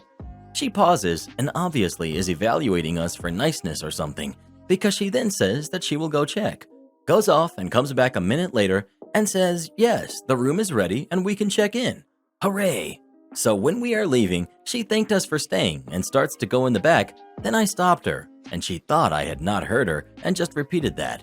But I handed her a tip and said, "Oh no, I wanted to thank you because I know you don't have to let us check in early and we really appreciate you doing that." She looked very surprised, then said, "You're absolutely right, we don't have to, but it's a pleasure to do it for some guests." Which I'm sure it was a pointed remark to the very large college group who had come in the night after we did, who didn't seem to feel that the signs everywhere on the premises informing people that they had to wear masks applied to them, and whom I had commented on to her about the previous day. How exactly can you be in college and not be able to read a sign consisting of a dozen words or fewer? Entitled Guy wonders why he doesn't have a date for the wedding. So my mom has a catering company, and when she has a big job, as it's a family-run business, she will ask me and my sister to help out now and again when she needs it. We're not fans of it because we don't like people, but it's my mom's baby and we love her. This particular time, it was a very chilled style wedding with an assembly line where we would divvy out my mom's delicious food. Anyways, I can hear this guy in the line loudly talking about how no one wanted to be his date for the wedding. Poor him, he's such a nice guy, etc. He gets to my mom in line and compliments the look of the food and asks if she's the owner. She says yes, and that her 2 lovely daughters are helping. Entitled Guy looks at me and then my sister and says, "Well, one of them is lovely at least." My mom, taken aback, continues on as if he hasn't spoken and serves him. He gets to my sister, the lovely one, and tells her she's beautiful and how does it feel to be the typical beautiful younger sister, and she gives him a basilisk stare and asks him if he wanted a bread roll. Entitled Guy, not wanting to hold up the line despite clearly wanting to carry on speaking to my sister, and gets to me. Entitled Guy looks at me and says he rates me about a 4 out of 10 and how awful it must be for me to have a 10 out of 10 looking sister.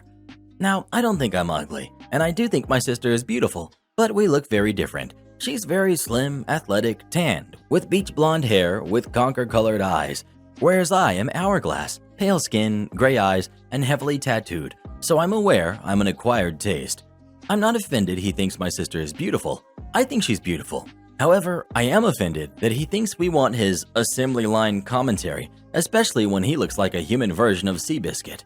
So I lean back and say, "You're the guy without a date, right?"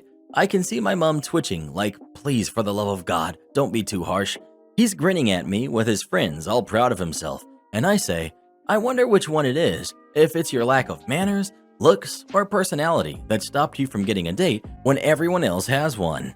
Pausing to put some food on his plate, I hand it back to him and smile. I imagine it's all three.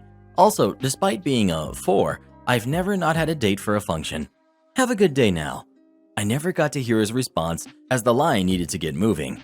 However, Seabiscuit's smile is now gone. Such a shame, and I didn't get told off by my mom. Winning. Maybe now he'll have a better approach to women. I doubt it though. I don't work here. My clothes are nowhere near correct. So about 10 years ago, my friend and I go into a Best Buy so he can look at a TV he pre-ordered. I'm wearing a black Slayer t-shirt and some jeans, and he's waiting in line at customer service. I decide to wander around a bit. I'm looking at the fridges. I was bored and was just looking when a man in his mid-40s walks up and asks me if I can help him buy some stove. I look at him and politely tell him, "Oh, I'm sorry, I cannot help you. I don't work here." I go back to just looking at some freezers when I hear him cough really loudly. "Hey boy, I said I need help. Do you want your commission or not?"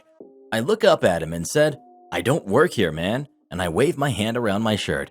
At this point, he's super angry and says to me, "How about I go get a manager?" And I lose my crap because I've had it with this guy. I said, "Yeah, go grab him. Maybe he can help you because your head is so far gone. My voice must be muffled. I don't work here. I am not even remotely dressed as an employee, bro."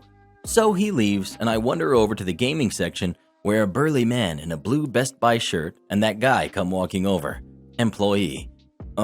Is everything okay over here?" Guy. "See, that's the guy. Not such a tough guy now since I got your boss, huh?" Employee. Sir, I'm not his boss.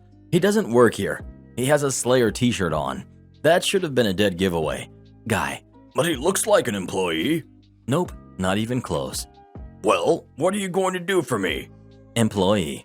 "How about this? I don't remove you from the store for harassing another customer and you can finish shopping without further trouble. Is that doing something for you?" Guy glared at me for like forever until the Best Buy guy gave up and asked him to leave. Karen demands I kick out her ex-boyfriend. My husband, 48 male, Tom, and I, 42 female, have 3 kids. About 3.5 years ago, our oldest, Taylor, 17 female, started dating Rob, 19 female. I know they were young, but Rob is a really nice kid and treated my daughter well. Right after they met, Rob's parents got divorced. As a result of this, his dad moved to the other side of the country and his mother began to struggle with mental health. His 2 younger siblings went to live with his grandparents, but they did not have room for Rob, so he was going to have to live with his dad. He was devastated to leave his hometown, Taylor and his friends. Taylor and Rob asked us if Rob could move into our in-law apartment. We spoke with Taylor privately and asked if Rob was pressuring her into allowing him to move in, and she said no, it was her idea. We also told her to think really hard about it because once we agreed to take him in, we would be responsible for him, and that would mean he would be staying with us as long as he needed. She thought about it for a few days and then said it would be okay no matter what. She's usually a level-headed kid, so we thought we had made the consequences of this decision clear. We thought about it for a bit and after setting some ground rules, agreed to allow him to live in the apartment. The apartment is a fully separate unit with its own utilities and kitchen and bathroom. The unit is separate but does have hotel-style adjoining rooms set of doors. We decided not to charge Rob any rent or utilities in exchange for following a certain set of rules. In the beginning, Rob was not allowed to have guests to the apartment, including Taylor. We did not let him set up the living space and instead they would have to use the main part of the house to hang out together. Rob was always welcome to have meals with us and we treated him like another member of our family. Rob is now finishing up his first year of a local college and Taylor is a senior in high school. 5 months ago, Taylor and Rob broke up and she started dating Joe, 18 male, almost immediately. Since the breakup, Rob usually stays in his place and only occasionally comes over to help my husband with various household chores. A week ago, Taylor came to us and told us that Rob's presence is making Joe uncomfortable and that we need to ask him to leave. We said no to kicking him out, but we said we would set up some new rules that would make everyone more comfortable. We said that from now on, Rob would use the living space in the apartment and would have to call before coming over. Taylor said Joe is still unhappy about this, and the only thing that will make him happy is for Rob to be gone. I might be the jerk because I told Taylor that this was obviously between her and her boyfriend, and the one solution is not tossing someone out on the street. She got even more upset with me and said I was ruining her senior year, and she might end up dateless for prom if Joe breaks up with her. Well, what would you do in this situation? Would you kick out Rob or not? Please let us know. Oh, I can't wait to read your comments on this one. Am I the jerk for revealing we're rich when my wife constantly tells people that we're broke and makes me look bad with money? I, 31 male, have been with my wife, 30 female, for 10 years now, and she's always had this habit of making me look bad with our finances. Whenever anything regarding spending money comes up, she will always say how broke we are, and she doesn't have the money to do this or buy that. The thing is, we are doing well financially. We have decent jobs, and combined, our salary is roughly $125K per year. As of today, our net worth is more than $1 million, but less than $2 million. I had saved and invested a lot before getting married, so I gave us a good head start. I control the finances and take the lead, but we both agreed to living a very modest life. We both have our cars from college, for example, Honda and Toyota. She knows everything about our finances because at least once a month I go over it with her every time I deposit money in our investment accounts or our kids' college funds. For banking, we have an emergency fund, and I budget everything else to go straight into investments. We basically stay right at $10,000 in our bank savings account and $500 in our checking account after bills. Edit. Most of the time there's more than $500 in our checkings, but once I pay our credit card each month, I then move anything extra. We always use the credit card, so it's not like we only have $500 to spend. Our credit card limit is $25,000. A few months ago, we had dinner with her friends, and they talked about buying a new car. My wife said something like, "I wish we could get a new car, but I'm always broke after paying the bills. We still have our college cars." Edit. Wife does not want a new car. She will go on to talk about if she had money what she would want to buy, and it always makes me feel ashamed. This "I'm broke" story has been happening for years. When we were driving home, I asked her about it. She understood we have the money, but it's how she feels because our bank account is always low. I said I can increase our budget or keep more money in our bank if she wants. Since we are doing well, I'm okay with spending more. She said no and again was happy with our finances. I explained that when she says we are broke, it makes me look bad and I feel ashamed. It's as though I can't provide for the family and/or I'm bad with money. She doesn't see it that way. The same conversation has come up numerous times about us being broke. Recently, I reminded her numerous times it makes me feel and look bad in front of friends and family. I told her if she keeps saying stuff like that, I will reveal that we are doing well with money.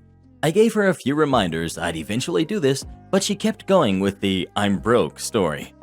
At a dinner with her sister and parents, the same "I'm broke" story came up. I piped in and said, "It's weird to hear a millionaire say they're broke." My wife said, "Haha, I'm not though." And I quickly say, "We are millionaires and you know that. We go over our finances every month." Well, the "I'm broke" story stopped after that and the night went on as usual. A little later, the same thing happens with our friends and I use the same line. Now my wife is mad at me for using that line and revealing roughly how much money we have. She said it seems like I'm gloating. I say it's better than making me look like I'm running us into the ground financially. So, am I the jerk for revealing our net worth when my wife says we are broke? Edit. Final update for now as we have a long weekend planned. Some key points I saw a lot of people talking about and wanted to give answers. I'm pretty open to us spending money and I don't restrict her spending. She has the credit card to spend money monthly. Most of the month we have far more than $500 in our checking, but I move anything above to our investments once I pay the credit card each month. I know I won't have any big expenses then. If I do, we have the credit card limit and the $10,000 emergency cash. We live in a really cheap area and have a low cost of living. We never felt the need to upgrade until we wanted to start having kids. I didn't have to change our lifestyle much to save a lot. My job is in demand and pays well because nobody wants to live out in my area. So after expenses, I take home a lot more than I would living in a major city. Probably 3 to 4 times more net savings annually if I had to guess. She doesn't want a new car and has told me that multiple times.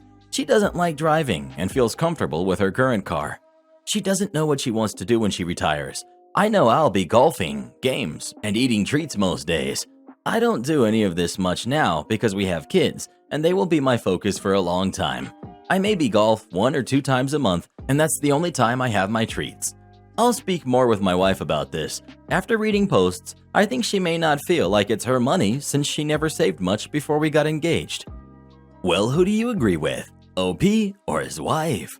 Please let us know. Speaking of finances, you need to take me shopping, Reddit boy. I'm tired of wearing the same thing every day. Entitled mom tries to force me to let her kid try my trumpet during lockdown.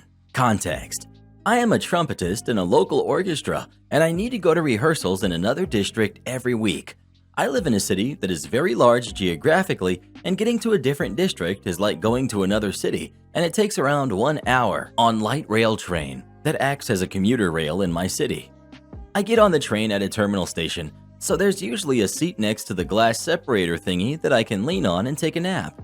The reason why I'm making this post is also the reason why I didn't get to take a nap on my way to rehearsal today. As usual, I got in pretty early and found an ideal seat and sat down. Cue entitled mom and her son. The kid being a kid is obvious. He got curious about the case that I keep on my lap. He asked me what was in the case. I told him about the trumpet and the orchestra and whatnot, and he asked me to show it to him. I was fine with that. As long as I'm careful not to drop it, it's not a big deal at all. Well, it all went downhill from there. The kid asked to try it and play it. Obviously, I said no. We were on a train after all, and although I doubt he would make a sound having not learned how to use the mouthpiece, I don't want to risk it. It's also just not hygienic to share a mouthpiece, something that you literally put your lips on with a total stranger, especially during lockdown. Kids being kids, he obviously got loud, and entitled mom being entitled mom obviously was determined to get her little precious whatever he wants. Entitled mom, who's sitting on the opposite side from me, people sit sideways on this kind of train, asks me nicely, Hey, what's the big deal with letting the kid play with your trumpet? At this point, I was already triggered. I had to stay as calm as possible. You see, ma'am, points to the 2 mouthpieces that I have. We blow into this, and it's a bit unhygienic to share mouthpieces. You've got 2 of them. Just use the other one. I use both of them. These 2 are for different purposes. Oh, quit being sophisticated. It's just a toy. I'm already mad at this point. I got into a decent music college with trumpet playing, and I get paid for playing for the orchestra. It's obviously not a toy. Not for me. Ma'am, I play this trumpet in an orchestra for a part-time job. I wouldn't. Like music is a real job. Don't take yourself too seriously. Music isn't an actual job that you can feed on. She's getting pretty loud at this point. Her kid started to cry, and people around who don't know what happened stared at me as if I'm the bad guy. You music students are truly spoiled, she continued. Good kids study math and physics and economy. Hobos study music and art. I get paid what's equivalent to $300 per month for this, which is a decent amount for a part-time job where I live. I save those for college. I'm sure you work a decent job as well, but I wouldn't exactly call myself a hobo. Did you just talk back to me without using honorific form of the word you in my language? Yes, I did. At that point, I didn't want her to think I respected her or her words. I stopped talking to her, closed up the case, and left the seat. She started literally yelling at me. Is that how you treat a person from an older generation from you at home? Unbelievable. Well, it gets even better from here. She grabbed my headphone cord and ripped them out of my ear. I was wearing it the whole time during this conversation because it sucks at soundproofing. She grabbed onto it and demanded me to apologize.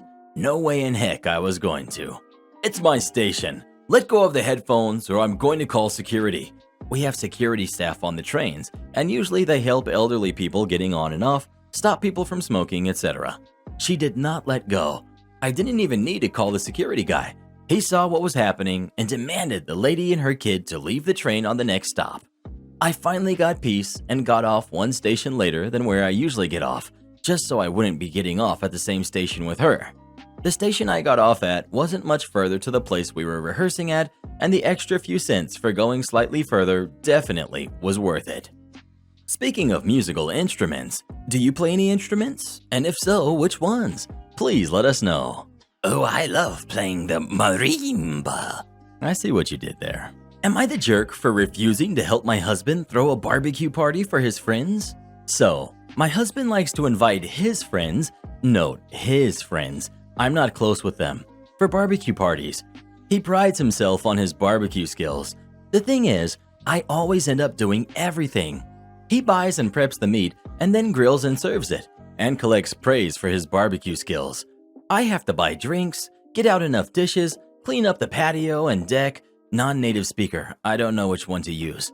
I prepare the sides and veggies. I refill the drinks and take away dishes. We don't use paper plates or plastic cups since I find it wasteful, so as to keep the main table tidy. It's just non-stop work for me. He just told me last week that he invited his friends for Saturday, so yesterday. Just announced it, didn't ask me. I said, well, okay. Do I know anyone? Nope, those are his workmates and they won't be bringing their spouses. My husband called it a guys' night. I said, okay then, guys' night. Well, enjoy yourselves. I will be in my craft room working on some of my projects and drinking wine. He said he will handle it. Spoiler alert, he did not handle it. He got the meat all right, but just ignored any other preparation, and I was just so sick and tired of being taken for granted. He never asks me for help, I just do stuff. So I didn't do anything. The patio was a mess, the upholstery of the garden furniture was all messy from our dogs, the table wasn't wiped down, there was stuff lying all around. His friends arrived, I welcomed them, and then excused myself to my crafts room, put some music on and worked. Cue the messages. He starts asking for stuff, like where are the plates? We only keep a small set in the kitchen, the rest is in the basement. Where are the cups? Why isn't the beer chilled? Where is the non-alcoholic beer? Did I not buy it? Where are the sides? I just replied that he said he would handle it himself. Edit. This is also where I feel I might have been the jerk. It would have taken me just minutes to at least tell him where the stuff is. I checked on the guys a few hours later and it was a disaster. Table all cluttered. They ordered some takeout as sides. There weren't enough dishes or silverware. Someone had to go drive for drinks. On Sunday, today, he was all grumpy and actually told me that he is disappointed that I didn't pull my weight and that I made our family look sloppy and bad. I told him that I'm not his little housewife and that he's a big guy, and if he embarrassed himself in front of his workmates, that's all on him, and that I'm glad that he can see at least a tiny bit of work that I do around the house. He got upset and went for a run to let off some steam. Oh, and the patio is full of dishes. He didn't even clean the grill. I'm not touching anything. Edit update. Thank you for the comments. This made me realize I am at fault as well for tolerating this for so long. I went out to clear my head. My husband came back from his run and is pointedly not speaking to me and reconsider many things in our marriage. Edit update 2. Maybe a similar story was posted before. Apparently, more husbands are jerks. Keep wasting police time over petty arguments? Lose almost half of your garden. Alright guys, this story is about the neighbor from heck. We will be calling him Steve. Don't even know his real name. So Steve is always calling the cops over petty things. My family has lived here for 7 or 8 years now, and he calls the police once every couple of years. The first time was when his kids were outside around 10:30 p.m. on a Friday night, and my dogs were barking because they were screaming and generally just being loud. The next time was because one of his chickens had been hurt by an animal, most likely a fox or a coyote or even a stray cat. He claimed that one of my dogs somehow got through the locked doggy door and escaped through the fence to eat his chicken. The responding officer asked if he saw it happen, and Steve told him that he did not, but that he just knew it was our dog, to which the officer laughed in his face. The third time was because my uncle got caught in the snow, so he reversed rather quickly and tore up some of Steve's grass in the process. A land surveyor that was court-ordered showed up and determined that not only was it not his lawn, but he had his chicken coop and half of his garden on our property. We didn't care about the chickens and garden simply because our houses are separated by a creek, and the chickens and garden were located on his side of the creek. He recently called the cops again because my boyfriend was playing with a laser pointer and acting like a stormtrooper. He was not aiming it at people's homes, but it just so happened he momentarily flashed it into Steve's window. Steve came to our house and threatened my dad, getting in his face and acting like he was going to swing. Well, my family decided enough was enough. We have started building a fence, and we started right on his side of the creek. Steve heard us bright and early hammering away and came outside in his boxers and a pair of slippers. He told us he would call the cops and have us arrested for trespassing, except we were still on our property line. So my dad showed him the house plan and pointed to the pegs the surveyor put down that showed our property lines. He stood there for an hour screaming at me, my brothers, my boyfriend, and another neighbor as we all worked until we got to his garden. He was so mad when he realized we were going to fence right on through it. He ran to move his chicken coop, though we never were going to take his chickens because pets are family. He did call the cops afterwards, and they didn't even show up because it was our land, and technically he was the one damaging our property. We just finished that side of the fence Sunday afternoon after a couple days of work. Now we will have carrots, tomatoes, squash, and an abundance of strawberries, as well as an apple tree that we didn't know existed, and an in-ground fire pit he was using to burn trash. In addition, now his kids can't shoot pellets and BBs at us and our dogs. Take that, Steve. Neighbor slashes our tire. This happened just a couple of months ago, and I thought I'd share it with you guys. We've got entitled neighbor and we've got awesome neighbor. Some context. Where I live, houses don't typically have driveways. If you have a parking garage in your house, the street parking space in front of you is considered yours as well, and not legal for someone else to park on without your permission. If you don't have a garage though, that street parking space is considered public, and anyone has the right to park on it anytime. The only instance in which it's not legal to leave a car in a public space is if you're using it to abandon the vehicle, leaving it there for a ridiculous long amount of time without moving it. Now to the story. I used to live in a small apartment complex. There were 6 apartments distributed between 2 floors. None of them had a garage. I didn't used to have a car until my boyfriend moved in, so I had never really paid attention to parking spaces. When he moved in, he started leaving his car in front of the apartments, on the very legal first come, first served spaces. Well, 2 of the downstairs neighbors seemed to believe that since we were living upstairs, we were stealing their places because they were in front of their apartments and they should have them for themselves. Not sure how they wanted us to park up in the air. We had that discussion with them multiple times, told them to get a government permit to make it exclusive and rightfully theirs, and we would stop parking there. Those permits are crazy expensive. They didn't get them, we kept parking there. One night we go out, get in the car, and realize that one tire has been slashed. Really weird, but we just change it without adding 2 and 2 together. The next day, awesome neighbor tells us that police officers had attended a report of an abandoned car, our car. Apparently, entitled neighbor thought it would be really clever to slash our tire to make the car look abandoned and then open an abandoned car report on it. This way, police would come out and tow our car, freeing up the space and costing us a lot of money in the process. When we looked up the report, the guy had said we hadn't moved our car in months. We moved it at least 3 times a week. Since awesome neighbor saw the officers inspecting our car, he went down to talk to them and explained that the car belonged to us, that we had it in constant use, and the report was fake. It helped a lot that we had changed our tire right away before police went to check it out. The most frustrating part about this is that entitled neighbor would come up with multiple trash cars that barely moved all the time, and he would take up 5, 6, or 7 street parking spaces at a time.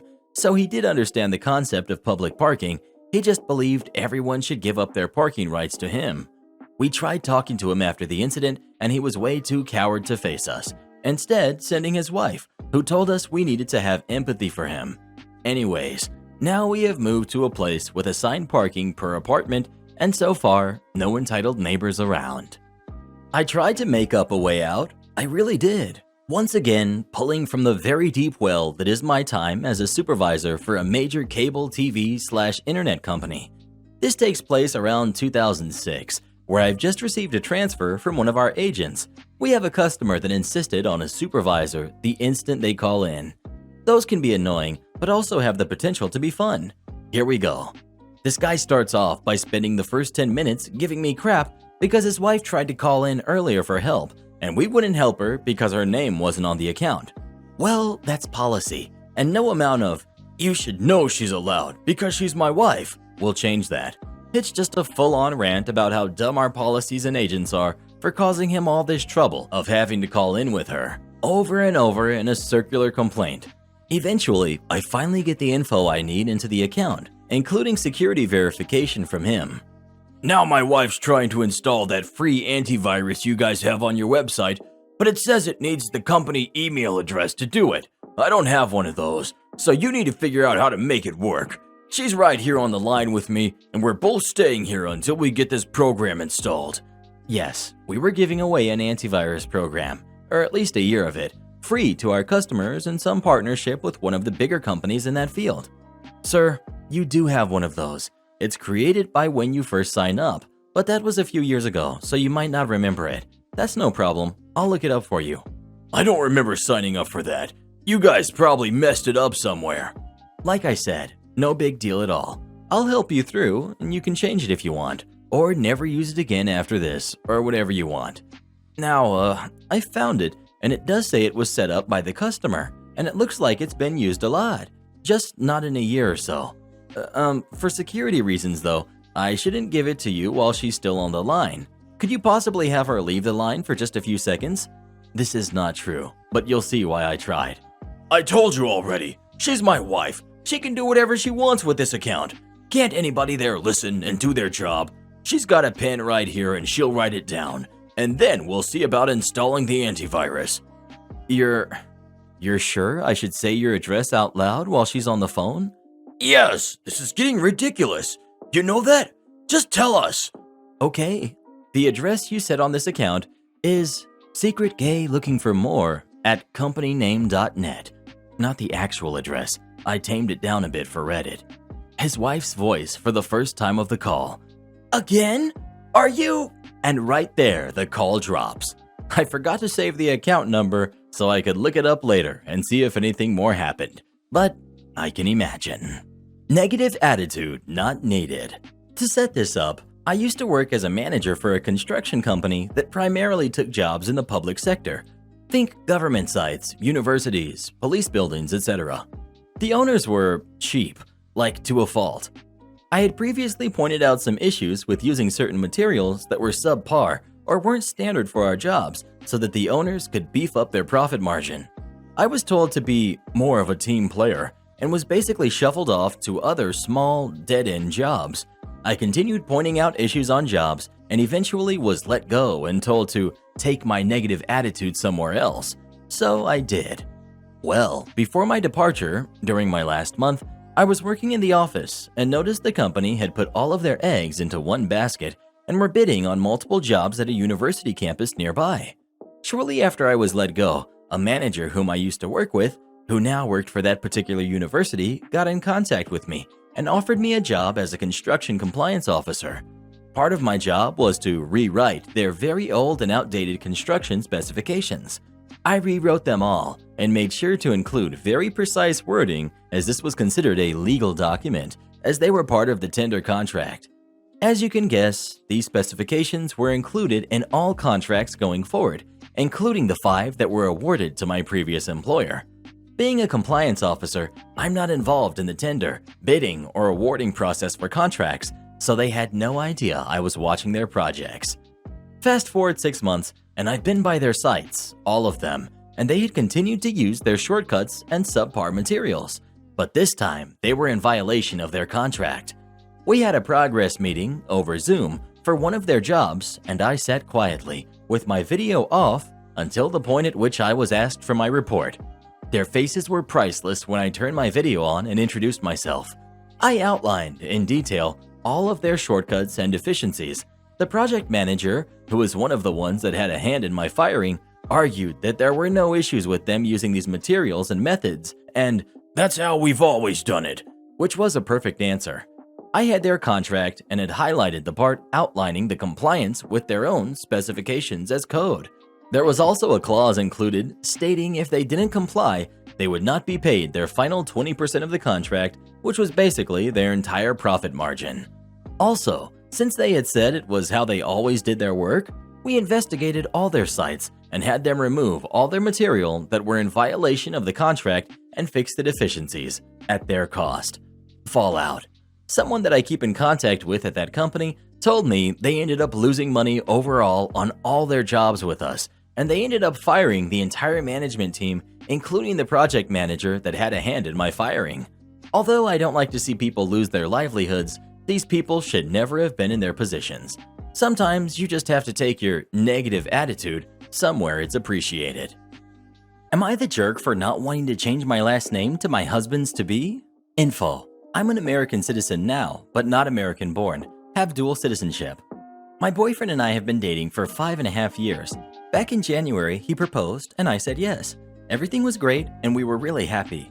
20 days ago, we were discussing where to go for our honeymoon, and then he said, right after we get back, you should go and have your name changed. And I asked, my name changed? What do you mean? He said since I was becoming Mrs., his last name, I had to have my name changed legally. And I said, no. Here's where the argument began. I told him I don't want to change my name. I understand this is customary in the US, but it isn't where I grew up, and I'm happy with my family name. I don't want to change it. I also told him that even if I wanted to, legally, my country of origin only allows very specific cases in which you can change your surname, and marriage isn't one of them. He thinks I'm making it up and also said that isn't true because I'm an American citizen, that I should change my American name. I haven't resigned to my first citizenship, and honestly, carrying 2 passports with different names sounds like problems waiting to happen.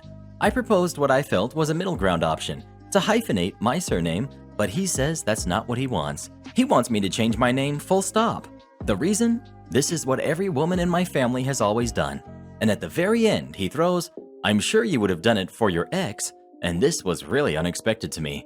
Ex-boyfriend and I broke up in 2013 and never got back together, and boyfriend had never made any comments like this before. He had never seemed jealous about him or anything. I've made many attempts to talk to him about the whole surname thing, about ex-boyfriend, which I still don't get, and overall because I feel there's more here than just a name change, but he won't talk to me at all. He has only spoken to say 2 things. 1, he regrets telling me anything, because if he had waited until after we got married, I would have had to do it.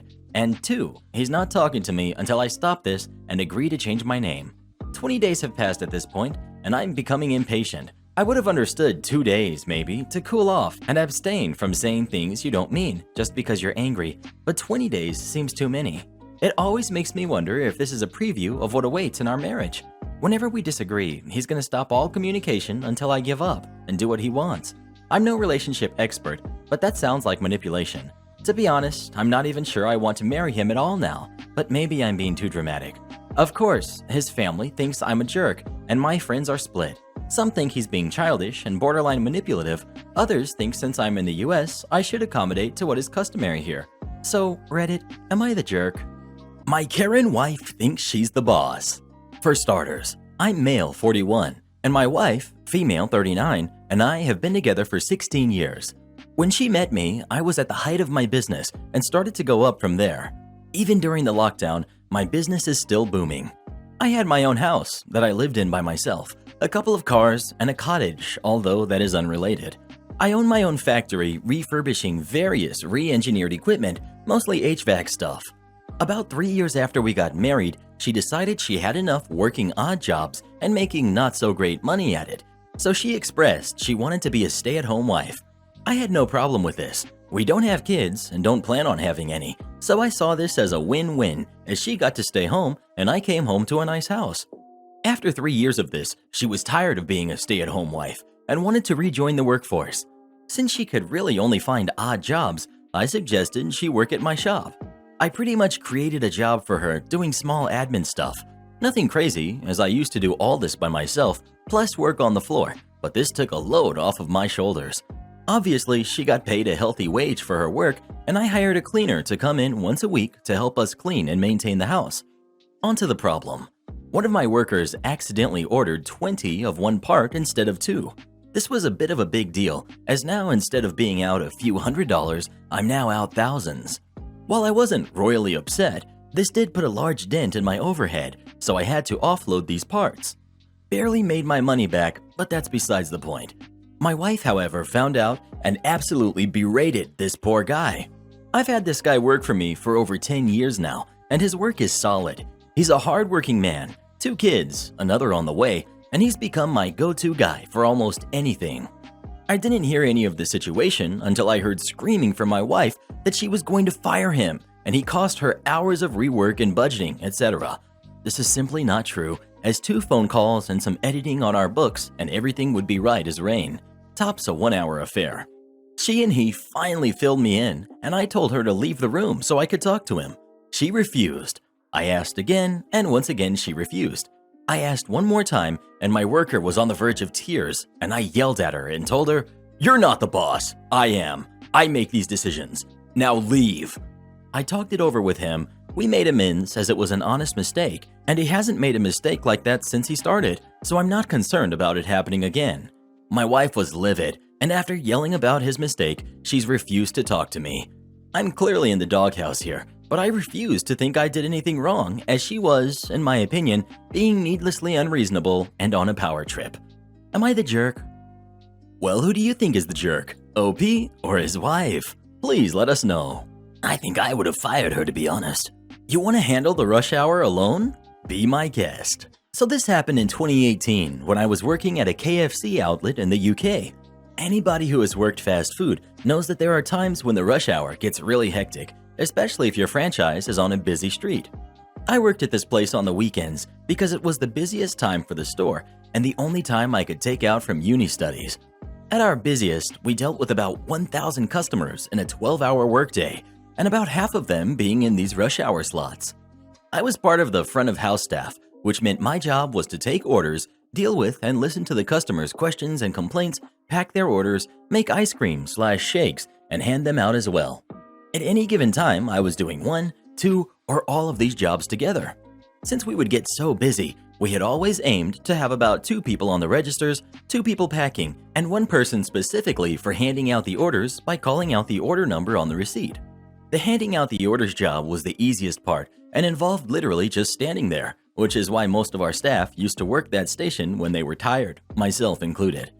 Fast forward to 4 months into the job, and one of our old staff members, we'll call her Lisa, comes back to join the team again. She had been working there before I had joined, and so knew everyone beforehand. She was also kind of pretty, and this will be important later. Now before I proceed, I want to say that none of my coworkers had any issues with me, and that my boss loved my work. I was so well received at this job that when I left, they gifted me a guitar as a going away present. I had good English, and I'm very friendly, so I was immediately settled in. My coworkers even playfully nicknamed me Skinny and joked around with me all the time. However, Lisa didn't like that because she could see that I was the center of attention due to my hyper energy. One fine Saturday, I go into work and realize that I've been made responsible for the part of the front of house process, which is to yell out order numbers and give the customers their food, dealing with anything that might be wrong or missing. Fair enough. I had a really busy Friday and was hoping for something easy to do. I spent the first 6 hours of my shift doing this stuff, and after the staff for the first half of the day left, I decided to help the remaining staff out until our coworkers for the second half of the day came in. In comes Lisa for the second half of the day, and she's been made responsible for packing the orders, which is probably the most taxing job. This part of the workflow is so taxing that it always has at least 2 people handling that station. We were short-staffed that day, and so Lisa was tasked to do this job alone, which was probably not the best decision by my manager. However, since she had worked there before, he trusted her to get the job done. We also had a rotation for our posts, and it was her turn to handle that section that day. As if by some stroke of luck, rush hour started right as she came in, so she didn't even have time to prepare herself. What's even funnier is that she came in with a bad mood, so she definitely didn't want to work that day. Now, one important detail here is that we have a large screen right above the packing section that the customers can see, which displays their orders and details of their order, and the order number displayed on it. Customers can have a look at that and be patient as they wait for their orders to be rolled out. Once an order is successfully completed, the order disappears from the screen, allowing the rest of the orders to be bumped up the priority list. This screen also had a timer on each order, which would under no circumstances be allowed to go over 7 minutes. If that happens, the timer turns red, alerting us to work faster. Usually, this screen is not supposed to go beyond 7 orders at a time, but it has enough functionality to display up to 15 orders. Now, Lisa was trying her best, but as the rush hour increased, the amount of orders waiting went up exponentially and the customers started to line up.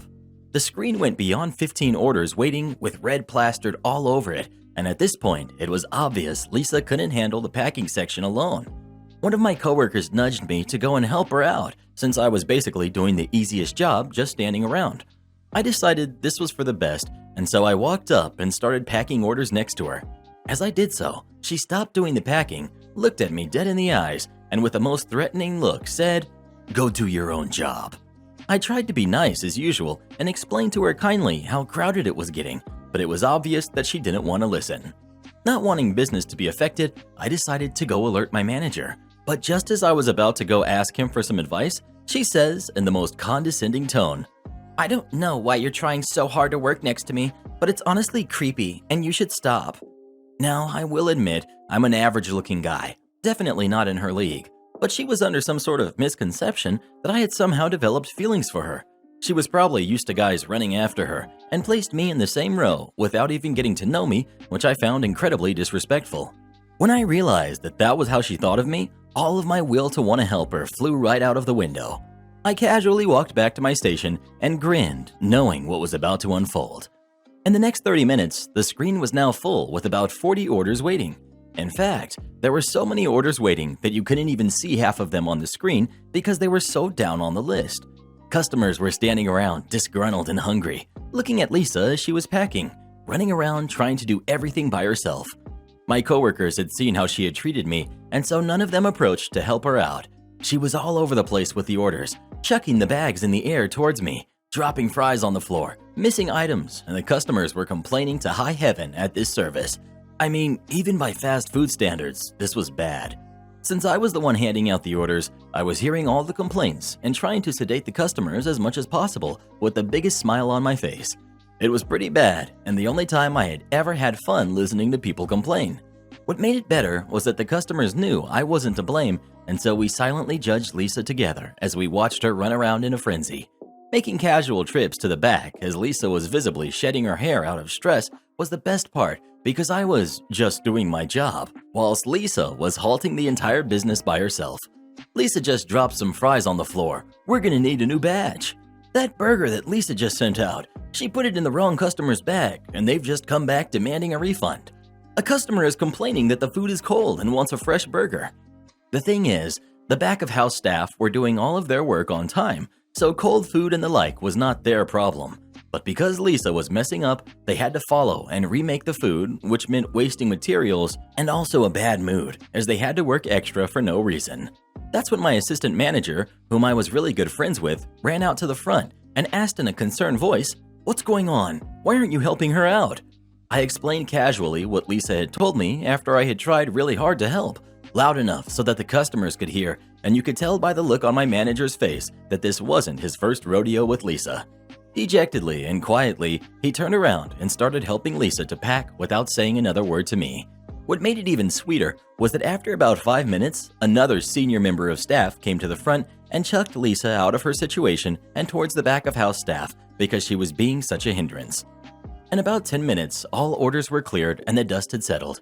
I was then tasked with handling the packing because I was the fastest at doing so, whilst Lisa had to prep burgers in the back over the smoldering heat of the fryer, which probably melted off all of her makeup on her pretty little face.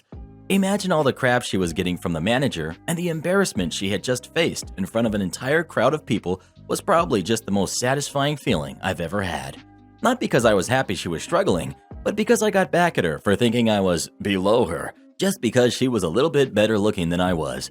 And the cherry on top was the fact that she had asked for this all by herself. Justice served, but the orders weren't. At one point, I even walked to the back to see how she was doing. I found her hunched over the fryer and couldn't tell if what was rolling down her face was sweat or tears. However, the look in her eyes was the most delicious treat ever. Needless to say, Lisa never worked the packing section alone again and tried her best to get along with me after that fact. But I never helped her of my own volition unless she specifically asked me to. I didn't want her to feel creeped out after all. Have you ever known anyone like Lisa? If so, what did you think of them? Please let us know. We've all known someone like Lisa. As the years go on and her looks fade, everyone realizes just how shallow and empty she is on the inside. Am I the jerk for having my wedding ceremony in sign language? I'm 24, female, deaf, and growing up, my parents got me bilateral cochlear implants and forced me into mainstream school. never taught me sign language, and never immersed me into my culture as a deaf person. They were actually pretty against me using American Sign Language at all. Well, I took American Sign Language in high school against my parents' wishes and then got into a deaf university. Although I couldn't sign fluently when I started, I finally felt accepted and understood. The deaf community was nothing but welcoming. I became fluent in American Sign Language after a few months and stopped wearing my processors completely, as there was no need for them anymore. I honestly didn't realize how alone I had felt until I didn't feel that way anymore. I also met my fiancé at college. He's from a very large family of deaf people. Everyone he knows, even in his far extended family, is deaf. HOH, CODA, or SODA, and everyone is fluent in sign. I love his family so much. We've been together for 4 years now. He proposed last May. We've been planning the wedding and decided to have it fully in American Sign Language. The pastor at our church's deaf program agreed to do the ceremony. My extended family of hearing people is very small. Just my mom, my dad, my sister, my brothers, my aunt, my uncle, and my cousin. My cousin is learning sign. Whereas my fiance's huge extended family, who are all deaf or sign fluently, will be there, and most of our friends are deaf or no sign. We decided to get an interpreter for the hearing people though, so they'd know what was going on. Our wedding is in August, so we just sent the invites. The invite mentions that it will be in American Sign Language, but will have an interpreter for those who are signing impaired, which is kinda just a joke. But my mom started texting me and tried to convince me that it should be in English and have an ASL interpreter. I feel like it's our wedding, so we should have it in our first language, but my mom thinks that we are in America, so English should be the first language, and anyone who doesn't choose to get cured, get an implant, should get an interpreter. She also said it was disrespectful to say signing impaired. I don't think she realizes the irony, as she always refers to me as hearing impaired. During the entire conversation, she kept repeating that, I should have never let you go to that school. My mom also says that deaf people should be used to having interpreters, whereas she's never had one before, so it will make it hard to understand. Am I the jerk here? Should I just have the ceremony in English? Because I guess that's the more normal way of communication, even though we consider sign our primary language? Edit to clarify some things. 1. I can't cut off my parents, as I'm currently helping pay for my little brother to go to school. 2. We can't sign and speak at the same time. The pastor and my fiancé can't speak. I can, but choose not to unless I absolutely have to. 3. My parents didn't only not learn ASL, but they explicitly prevented me from it growing up. We lived in Austin, Texas my whole childhood, and there was a school for the deaf 10 minutes from our house, but they specifically said they would never let me go there. 4. Adding this later. Exact words from the invite, reception will be held in ASL. English interpreters will be provided for the signing impaired. I literally put it in quotations. 5. The deaf community didn't indoctrinate me into not wearing my processors. I just started using ASL more and more, and then I needed a surgery to adjust the implant, but I decided to just not get the surgery and stop wearing them. There was no real point in it, and I didn't feel like getting an unnecessary surgery. 6. Another edit. To those of you questioning and even mad at me for not wanting to wear implants, you don't hear normally. Like a lot of people say things like, do you want to hear music? Or birds chirping? Music through CIs sucks, at least for me. Even when I used to wear CIs all the time, I would take them off to listen to music. And no, background noise like birds chirping makes it harder for the microphone to pick up other noises like people talking. Well, what do you think? Is OP the jerk or are her parents? Please let us know. I'd tell Mom if she has such a problem with your wedding, perhaps she just doesn't need to attend. This is what you get. Indeed. This is a little story from 2 years ago. I live on a very popular street where parking is difficult. There's a house with a parking space right on the street where I parked whenever I couldn't find anything else. One day I came to my car and noticed a small sheet of paper on my windshield. Obviously, the people living in that house told me not to park my car in front of their house because it's their property. I was confused because it's literally an official marked parking spot on the street, and they had their lots surrounded by a fence, which my car didn't block or anything. My friend works for the city council, and I asked her if that piece of the road is private property. She did some research and asked the people responsible for that matter, and she said no. I was allowed to park there, and it's not a private property. So I did. I parked my car there again. Of course, next day, piece of paper on my windshield, this time saying they would get my car towed. I ignored that. Nothing happened except more notes on my car that I just put back in their post box. I talked to the neighbors, and they had a similar experience with that spot. That's probably why it was always unoccupied. The people living in that house had their own driveway. They didn't need that spot, so they just didn't like it if someone else parked in front of their house. One day I came to my car and noticed that someone had kicked off my side mirror, the one towards the fence. While I was busy picking up the glass from the street, the guy from the house came out and said something like, Well, that's what you get. I was fuming. I called the police and everything, but I couldn't prove anything. Okay, that was the point where my ideas kicked in. In my country, you can rent parking spots to park cars with advertisements on them.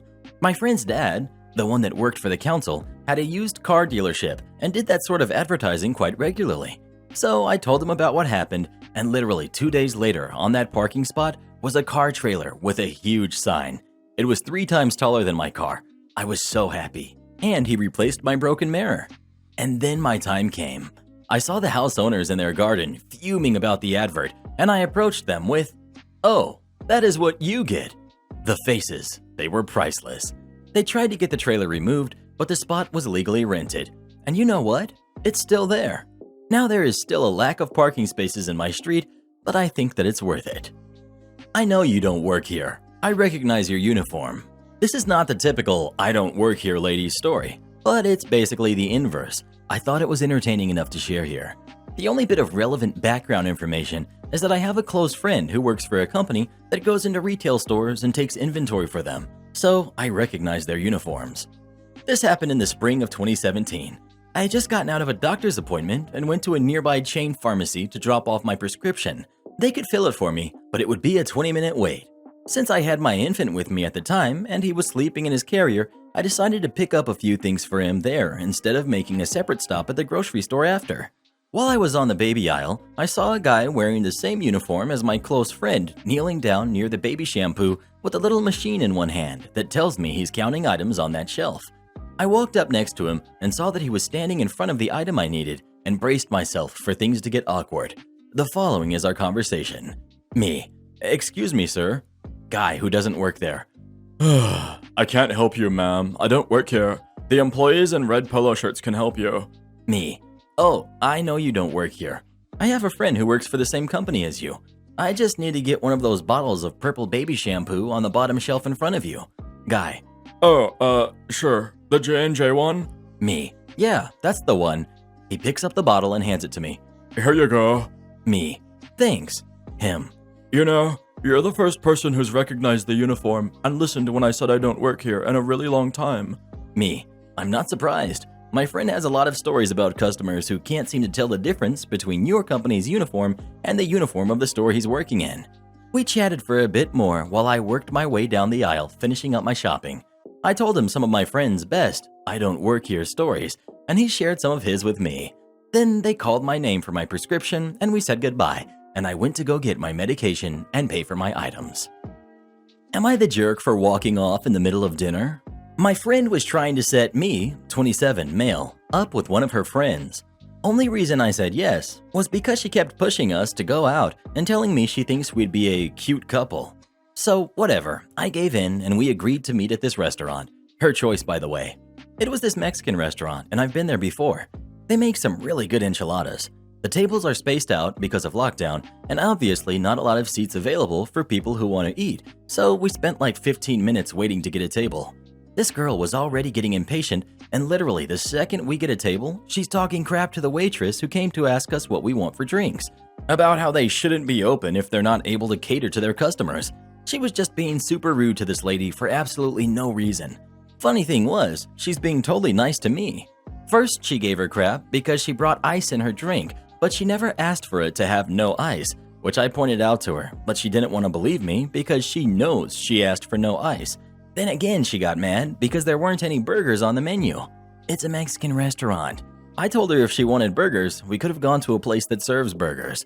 But she claimed this place did serve burgers because she's been here before.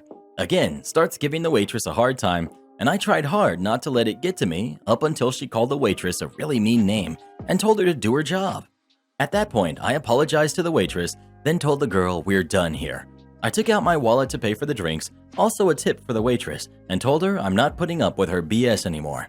This girl was calling for me, but I walked out of the restaurant and drove off. She came in a separate car, by the way, so it's not like she was left there stranded. My phone was blowing up. All of the messages from this girl, where I'm pretty much called her worst date and other names too. Then my friend was giving me a hard time because now she's embarrassed to be around this girl, knowing that I just walked off during our dinner. And she says I could have handled that better than acting like a complete jerk if I didn't like the way that she was acting. At least I could have been a gentleman and made it through the meal instead of humiliating her. I don't know, that stuff really bothers me. My mom was a waitress, and I'd be at her work all the time after school until her shift ended. Saw the way customers treated her sometimes, so I guess it was personal for me seeing how this girl was being. Not sure if I let my emotions get the best of me and if I was in fact the jerk for the way I reacted. Well, who do you think is the jerk? OP or the girl he went on the date with? Please let us know. Hear me out, OP. I kind of think you're the jerk because you didn't whip out your phone and record how ridiculous she was acting. You know how much we love seeing those Karen videos on YouTube. Am I the jerk for letting my best friend get engaged at my wedding and not my cousin? I got married about 2 months ago, and this is still a family argument, so I want y'all's opinion. This whole thing started a yearish ago, last February when I got engaged. Lockdown obviously threw stuff off, but we did end up having lots of fun. Anyway, in July, not sure exactly when, but I think it was July, my best friend's boyfriend approached me. They've been dating for 5 years, and I've been best friends with my best friend for 15 years. So when he asked if he could propose at my wedding, I was really happy to share the joy with this amazing girl. We came up with a plan. He was incredibly respectful and told me that if at any time I decided I didn't want the proposal to happen at my wedding, he'd accept it. I told him it was no problem and that I was so excited for both of us. Speed up to 2 months ago, my wedding. It was socially distanced, only a few key people were there, masked up, etc., etc. After the ceremony, during the reception, the plan started. I think it was from some movie my best friend loves, but I'm not sure which one. So I'm tossing the bouquet, and I spin around and hand it to her instead of throwing it. He kneels down. It was all very cute. After this, we're celebrating. We're both excited. Everything seems to be going off without a hitch. I was actually so happy because so far the wedding had been going perfectly. 20 minutes later, my cousin's boyfriend goes up to the DJ, my little brother, and asks him for the mic. He takes it, asks my cousin to come up next to him, and I quickly realized what was going on. To be fully honest, I didn't want to share the day with my cousin. She's always been a bit of an attention hogger, and I knew she would make the day all about her. I walked to them, asked my cousin to step aside, and I explained to her boyfriend that I'd like him not to propose at my wedding. He gets incredibly upset, saying my friend got engaged, why shouldn't he be able to, etc. My cousin and aunt also got incredibly upset with me, saying it's not fair that my friend got engaged and she can't, and they're accusing me of being incredibly biased. Am I the jerk for not letting my cousin get engaged, but letting my best friend get engaged at my wedding? Well, what do you think? Is OP the jerk or not? Please let us know. The only mistake OP made was inviting that stupid cousin anyway. Customer's mother calls to complain that we wouldn't sell her daughter an item. My manager told me this story, so I'm going by what she told me. I work in a big grocery store as a full-time cashier, and customers are not adjusting to our new rules. We've blocked off all items that have been deemed non-essential. A lot of the time, though, people will ignore those barriers and take items off the shelf and then attempt to sneak through self-checkout with them. A lot of the time, they get caught. A lady in her 40s came into the store. She put items for a party, non-essential, in her cart and went to the checkout. My coworker told her right off the bat that she's not allowed to sell those items. The lady left her till and went to 3 different ones, hoping someone would ring her through. We all denied her. She left the checkout and circled the store so she wouldn't be seen going into self-checkout. She managed to pay for her items and left her card at the service desk so she could go to the bathroom. One of our front-end managers noticed all the birthday stuff in her cart and took it, so when the lady returned, she had to have everything refunded. She was mad, but took the refund. She left the service desk. After a little while, she came back through self-checkout again with the same stuff, hoping she could sneak through. One of the attendants caught her, and another front-end manager said if she cannot follow the rules, then she needs to leave. So she left, and we thought that was the end of it. Nope. I was sitting at the service desk on my mini break when the phone rings. My manager went over and answered. A woman on the phone says she needs to speak to a manager. The conversation goes as she has told me. Manager: I'm a manager, how can I help you? Lady: My daughter was just inside your store and you wouldn't sell her birthday candles. Manager: Yes, that's correct. She tried 5 different times, but we're not allowed to sell them. Why the heck not? We need them. They're a non-essential item by the saying of the government. I truly cannot do anything about it. Why couldn't you make an exception? It was only candles. It wasn't. It was a bag full of birthday stuff. We can't make exceptions unless we're looking to get fired. This whole spiel went on for about 5 minutes, with the lady ultimately saying she wouldn't shop here again and that she wants to make a complaint, to which my manager said, "If you want to make a complaint, you can call corporate," and hung up on this lady. Please just follow the rules. It makes all of our lives a little easier. No, my coffee is always free. This happened about 7 years ago when I was working at the local convenience store. We've got the crazy lady and we've got the coworker. I got in around my normal 11 p.m. time and settled in for a slow night of training with my coworker who was on his last day with the company. Things were quiet and going pretty smoothly until around 1 a.m. Steve and I were jamming to some classic rock, but turned it off when Karen enters. A small, frail-looking lady in about 20 jackets comes in carrying a duffel bag. She set the bag next to a shelf, which sat behind the register. I couldn't see the bag, so at first I didn't even notice it was behind me. Karen went straight to the self-serve coffee and pulled out a coffee mug from underneath one of her jackets. She seemed out of it, talking to herself and muttering under her breath, but I'd be out of it too at 1 a.m., so I let Karen just do her thing. Until her bag starts to bark. I'm confused as heck, since I hadn't seen her place down the bag and certainly didn't think there would be a dog inside.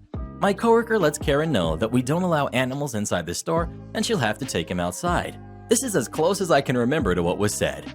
Karen: But I don't have a dog. Coworker: Lady, we can hear it barking. It wants out of the duffel bag. I'll let it out, but it's not my dog, just my bag. Coworker: Well, regardless of who owns the dog, you brought it in, so you'll have to take it out. Fine, I'll just take my coffee and go then, since you don't want me here. Okay, so it'll be $1.50 for the coffee refill. Thanks for understanding. At this point, I can see Karen shaking with rage. Her eyes may have well rolled back into her head. No, my coffee is always free. Steve: No, it's not. All refills of drip coffee are $1.50. But he said I could have it for free. Take it up with the big man, not me. I get mine for free. Coworker: Who are you talking about? There's just been my coworker and I. What big man? I don't want to say. That man upstairs. He told me. Coworker: Lady, this is a 1-floor building. We don't have an upstairs. God told me in a dream that I could come here and always have free refills. Are you going to tell God no? At this point, my coworker had enough and told her just to go. But if she came back, we would call the police on her. I never saw her again. Well, in that store anyway. Dog seemed fine when she took it out of the duffel bag. It was a small Pomeranian. Entitled Mom at Starbucks gets instant karma. This happened a while ago, and something reminded me of it today. Buckle in, it's a wild ride. At my job, we used to always rotate getting coffee for our team from the Starbucks down the street. I was oh so fortunate to have it be my turn on this day. Everyone placed their online orders, and when I arrived to pick up the order, the place was slammed. So I walked over to where you wait for online pickup orders. The barista, SB, who was there knows us since we go so often, and knows that it's a 1-cup holder for those same 4 names and drinks every time. He was super apologetic and explained that they were behind because they had gotten a sudden rush and were short-staffed. No problem, I can wait. While waiting, I decided to use the ladies' room, and when I came back, I see a drink holder with my order, and someone else grabbing it and carrying it to her table. I knew this was my order because it was the exact same combo of drinks we always got. Thinking it was an honest mistake, I approached this woman, Entitled Mom, and saw she had 2 daughters with her, sitting at the table. Entitled Kid 1 is maybe around 4, and Entitled Kid 2 is probably closer to 8 or 9. This is where it gets weird. Note, they did not grab straws yet. Me: Ma'am, I'm sorry, but I think you might have grabbed my order. Entitled Mom: We are not waiting in that line. And you clearly didn't want it. Entitled Kid 2: Yeah, finders keepers, losers weepers. Me: No. I went to the bathroom real quick while I was waiting, but that is definitely my order. I could see the names on the side of the cups. Entitled Mom: Well, how are my girls supposed to know what they want unless they get to try it first? These were just sitting up there with nobody claiming them, so they were abandoned. They should at least be allowed to sample them. Grab me some of those straws since you're just standing around. Me. So you're saying that I should either just give you my order or allow your kids to try them before taking them? At this point, the barista has realized something is going on and comes over to the table. Barista, I'm sorry, ma'am, but there seems to have been some sort of a mix-up. This is her order. If you can tell me the name on yours, I'd be happy to go get it for you. We don't have an order yet. We want to try these first to see if we like them. And we need straws. Barista, that's not how this works. I'm sorry, but those are drinks that are already paid for by someone else. They aren't free samples. You'll need to place an order of your own. Entitled Kid 1. Mummy, I want the chocolate one. Entitled Kid 2. No, I want the chocolate one. Entitled Mom. See? My kids are thirsty, and that line is just way too long to wait in, especially if they don't even know what they want. Me. Realizes that the chocolate drink the kids are pointing at is literally 8 shots of espresso over ice with some almond milk and a drizzle of chocolate syrup. So I know they aren't going to like it and will probably freak out and not want anything. You know what? You're right.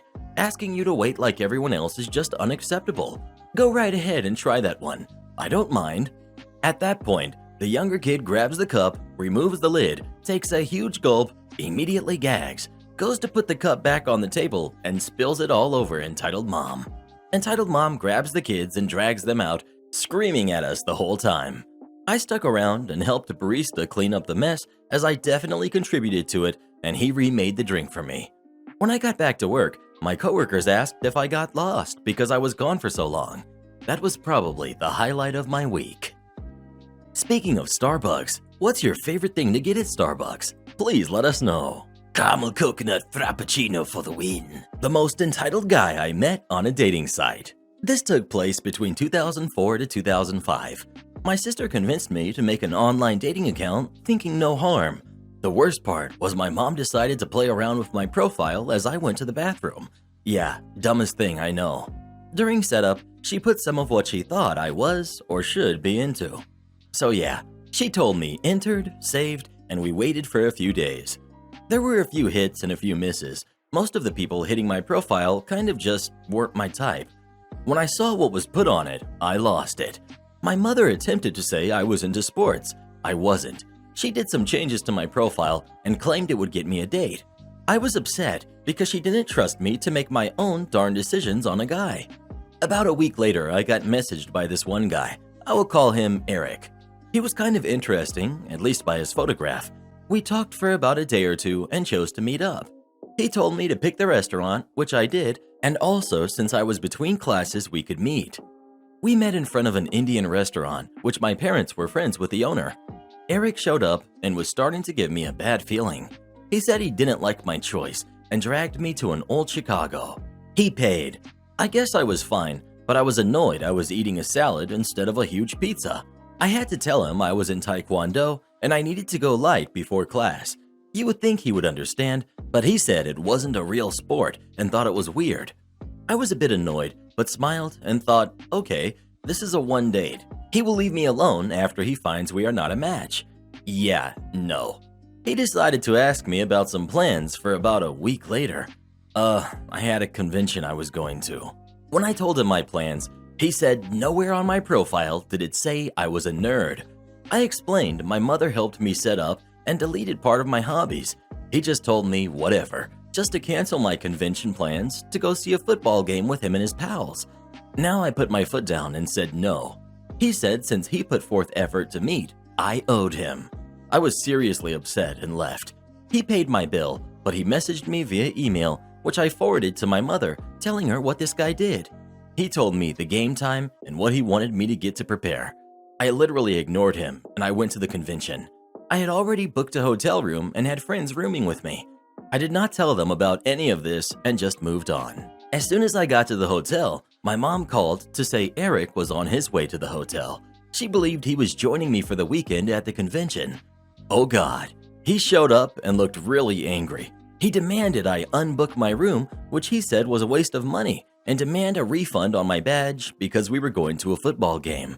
One of my friends, I will call Scott, who is a peacekeeper and was on security for the convention, asked the guy to leave. Of course, the guy said I was his girlfriend and I had it. I am not your girlfriend. You should have gotten the hint when I didn't reply to your demands to see the game. I hate football." He got mad and told me that he would give me a bad review on my account.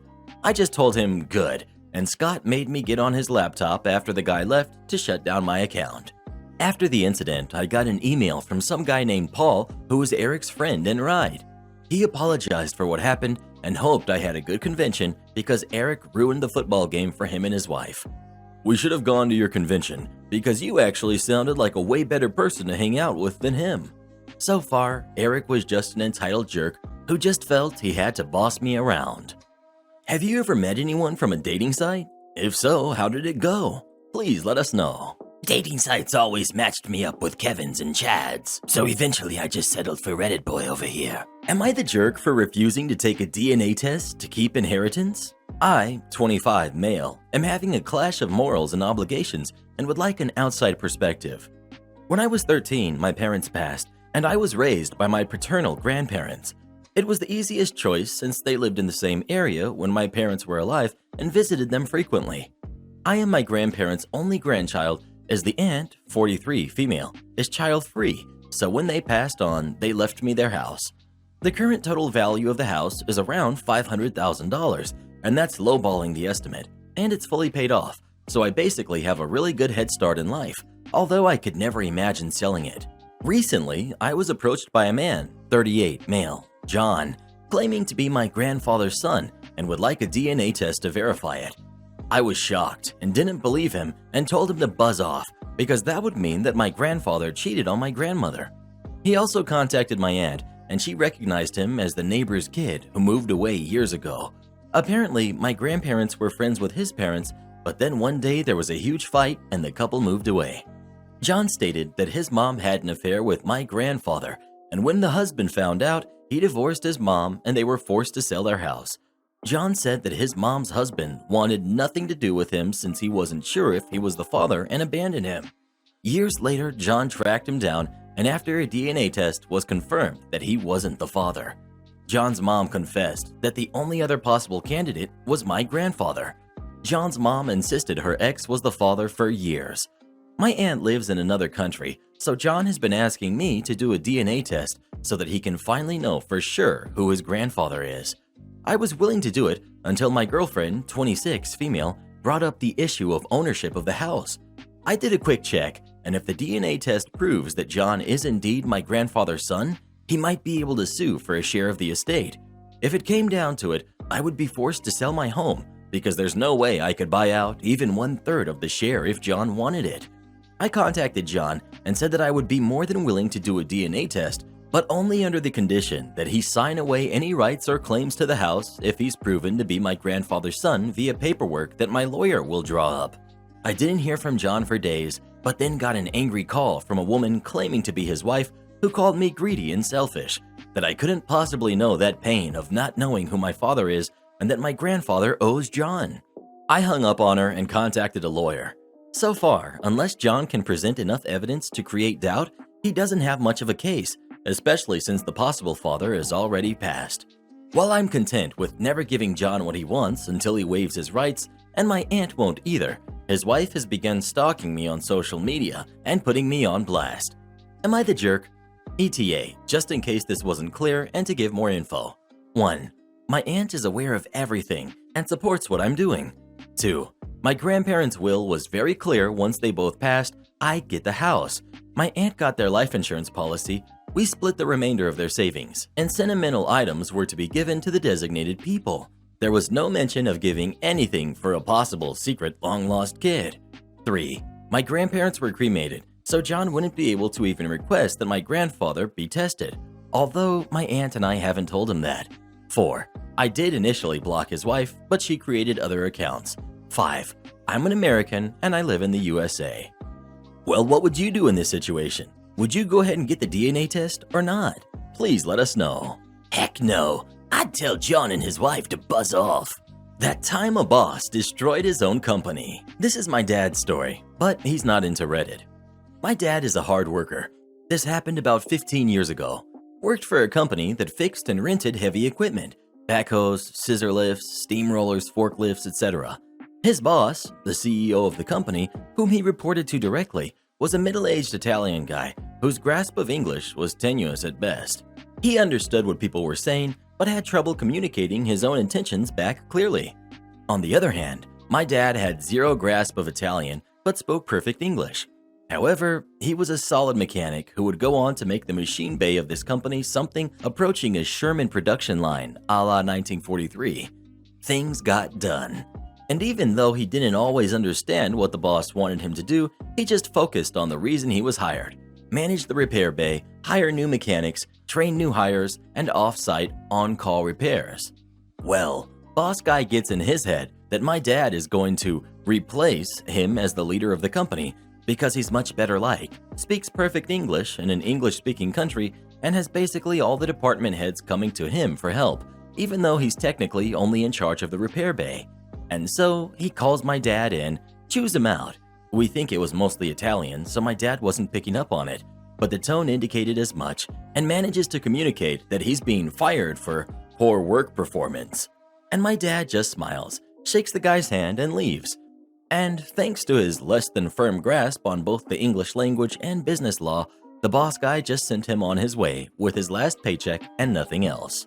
So my dad started his own business in the heavy equipment mechanic market, and after telling all of his old work buddies about the situation, suddenly got a bunch of new hires, and his old workplace suddenly had a lot of vacancies that the boss had no idea how to fill, because the guy he had hired to do that had just been fired. He went under about 6 months later. Sometimes my dad drives past where the old shop was on his way to a call. When he does, he just laughs and laughs. Edit. For anyone who's been saying this isn't malicious compliance, here's why I think it is. When my dad was brought into the office, he knew right away that he was getting fired, and he knew right away what the heck he was being fired for. Of course, the boss didn't say that the reason he was firing my dad was because he was feeling threatened by my dad's popularity and work ethic. Instead, he just blustered through my dad's poor work performance and fed him a line of BS about how he'd put up with it for a long time, but enough was enough. And my dad thought about taking him to court, but then, as he tells it, a bolt of lightning came down from on high, and he just reached out and shook his boss' hand. He knew that if he took the jerk to court, he might get money out of him, almost certainly he would have, but his boss would have had time to think about things and try to force a non-compete contract down his throat. By just resigning immediately, he knew his ex-boss would never even think of it until it was too late, and he double-timed it, putting in paperwork to get his new company off the ground before ex-boss could think of it. So maybe I didn't explain details and motivations clearly enough, but based on how my dad told the story, I think it definitely fits into malicious compliance. Am I the jerk for telling my friend my son is just as deserving as her son? My son and a friend's son both entered a lottery for a local charter high school that specializes in STEM. My son was granted entry. The friend was not. It's unfortunate, but also out of my control. It came up in conversation that my son had gained entry when I was visiting this friend. She asked that I transfer my son's spot to her son because she had become aware that I live in a good public school district. I explained that my son is extremely passionate about the areas the school specializes in, so would be attending. Never mind that what she was proposing probably isn't even allowed. She tried to assert that because her son would not have access to as good a school otherwise, that my son should free up the spot for someone more needy. Her son was in the room as this was being discussed. I didn't feel I could speak freely in the presence of a kid involved, so I suggested we continue talking in another room or at another time. She said this concerned her son, so he should be a part, and kept instigating him with questions like, "Tell her how excited you would have been to go to that school. Don't you think you deserve this spot?"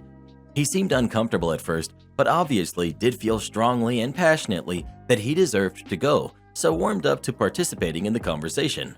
Finally, I wanted to end the back and forth and just told her, "My son is just as deserving as your son. It was a random lottery. He's your responsibility, not mine.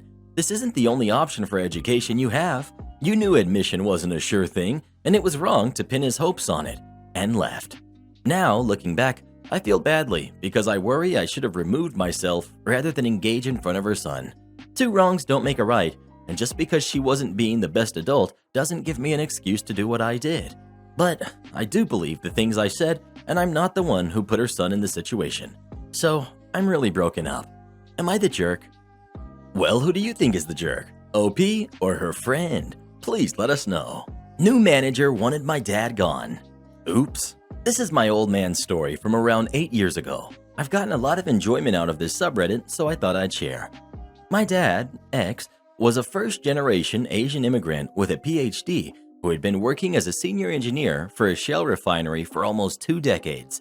Dad didn't socialize much with his other coworkers, partially because he had a 2-hour round-trip commute, and partially because he just didn't share many of the same cultural touchstones as them, being an immigrant. Still, he was highly respected by his coworkers because he was really good at his work. Being a math whiz, he even came up with his own extremely complicated resource allocation algorithm that generated significant efficiency improvements for their refinery. Let's call this X algorithm. You have to understand, this was a major multi-billion-dollar refinery, so he was now literally saving the refinery millions every year. If he was a more entrepreneurial sort, he probably would have negotiated and gotten either lifetime royalties or promoted into management track, but he was happy with just a rink-a-dink plaque, plus his X algorithm making his work much easier for him. He was at the company for 19 years.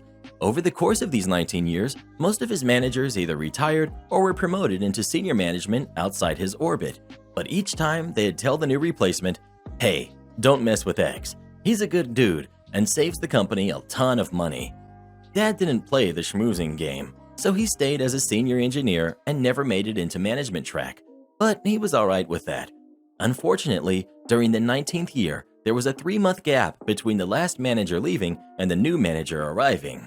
This time, the message wasn't conveyed. The new manager was a nightmare. Unlike the previous supervisors my dad had, she was in her early to mid-20s, fresh out of college with just a bachelor's in management and zero engineering background. She was now supposed to manage a team of mostly PhDs with decades of experience in the field. To be fair, that probably wasn't easy for her either. She had the typical liberal arts college attitude of always knowing better than you. And heck, I say that as a liberal arts major. And there was immediately friction between her and my dad. She probably just wanted to demonstrate her authority being new, and my dad seemed like an easy target, being the old guy in the department who never hung out with anyone.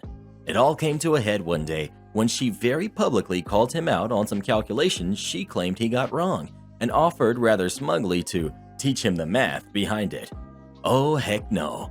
Asians in particular tend to care a great deal about face and respect, especially for your elders. Here was this 20-something business management bachelor's with no experience trying to publicly embarrass him, an Asian man in his 60s, and say that she was going to teach him math. Yeah, no. My dad quite brusquely demonstrated that his calculations were in fact correct, and then started doing something I really wouldn't recommend. He seized every opportunity to publicly call her out and embarrass her when she got her stuff wrong, which was quite often. Things got bad, real bad. The new manager wasn't going to take this lying down, so every week she tried to seize any excuse to write my dad up for purported mistakes and infractions. This went on for a full year.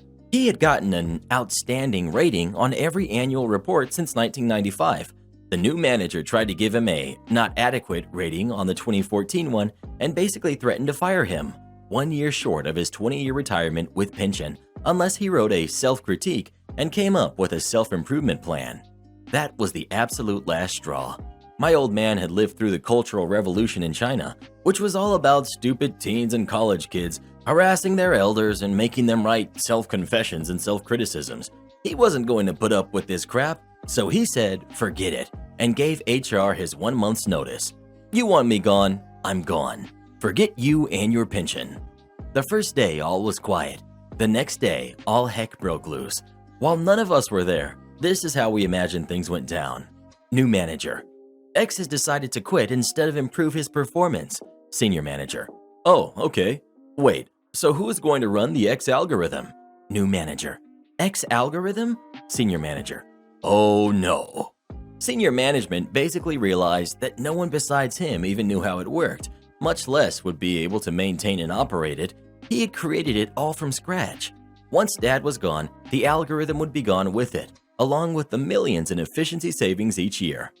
The head of HR and a VP-level executive immediately scheduled a conference with him and the new supervisor and the company caved all the way. Dad no longer had to report to the new manager. His annual report was changed to outstanding, and he's now reporting directly to the VP. His job also changed. His only responsibility for the next year, until his retirement date, was to spend a few months in training his replacement on the usage and maintenance of the algorithm. Once his replacement was fully trained, he had no other responsibilities. He could just sit at home and collect his paycheck until his retirement date came. I'd love to say that the new hire was punished for that year of crap, but that probably wasn't the case. I also wish that Pops would have demanded more for the future usage of the algorithm, but that year of constant fighting had banged him up mentally as well. Addendum 1. I absolutely agree that the old man could have handled it better as well. My mom and I told him as much at the time. It's almost never beneficial to be going to war with your boss, but he was just too old and ornery to put up with any levels of crap at all, especially from someone who objectively knew much less than him. Am I the jerk for locking any food I make in my room away from my family? I, 19 male, live with my parents and 3 brothers, 25, 22, and 17. And yeah, I pay rent, pay half of my utilities, and buy my own stuff. My parents were pretty big on that if we wanted to keep living there, that we had to pay for everything ourselves and help with the bills. With lockdown last year and being stuck at home, I started getting into cooking more and learning how to make new dishes. I bought some cookbooks for beginners and watched YouTube videos. It became like a hobby for me to cook new stuff. Also baking sometimes. My family just orders takeout, so no one really cooks.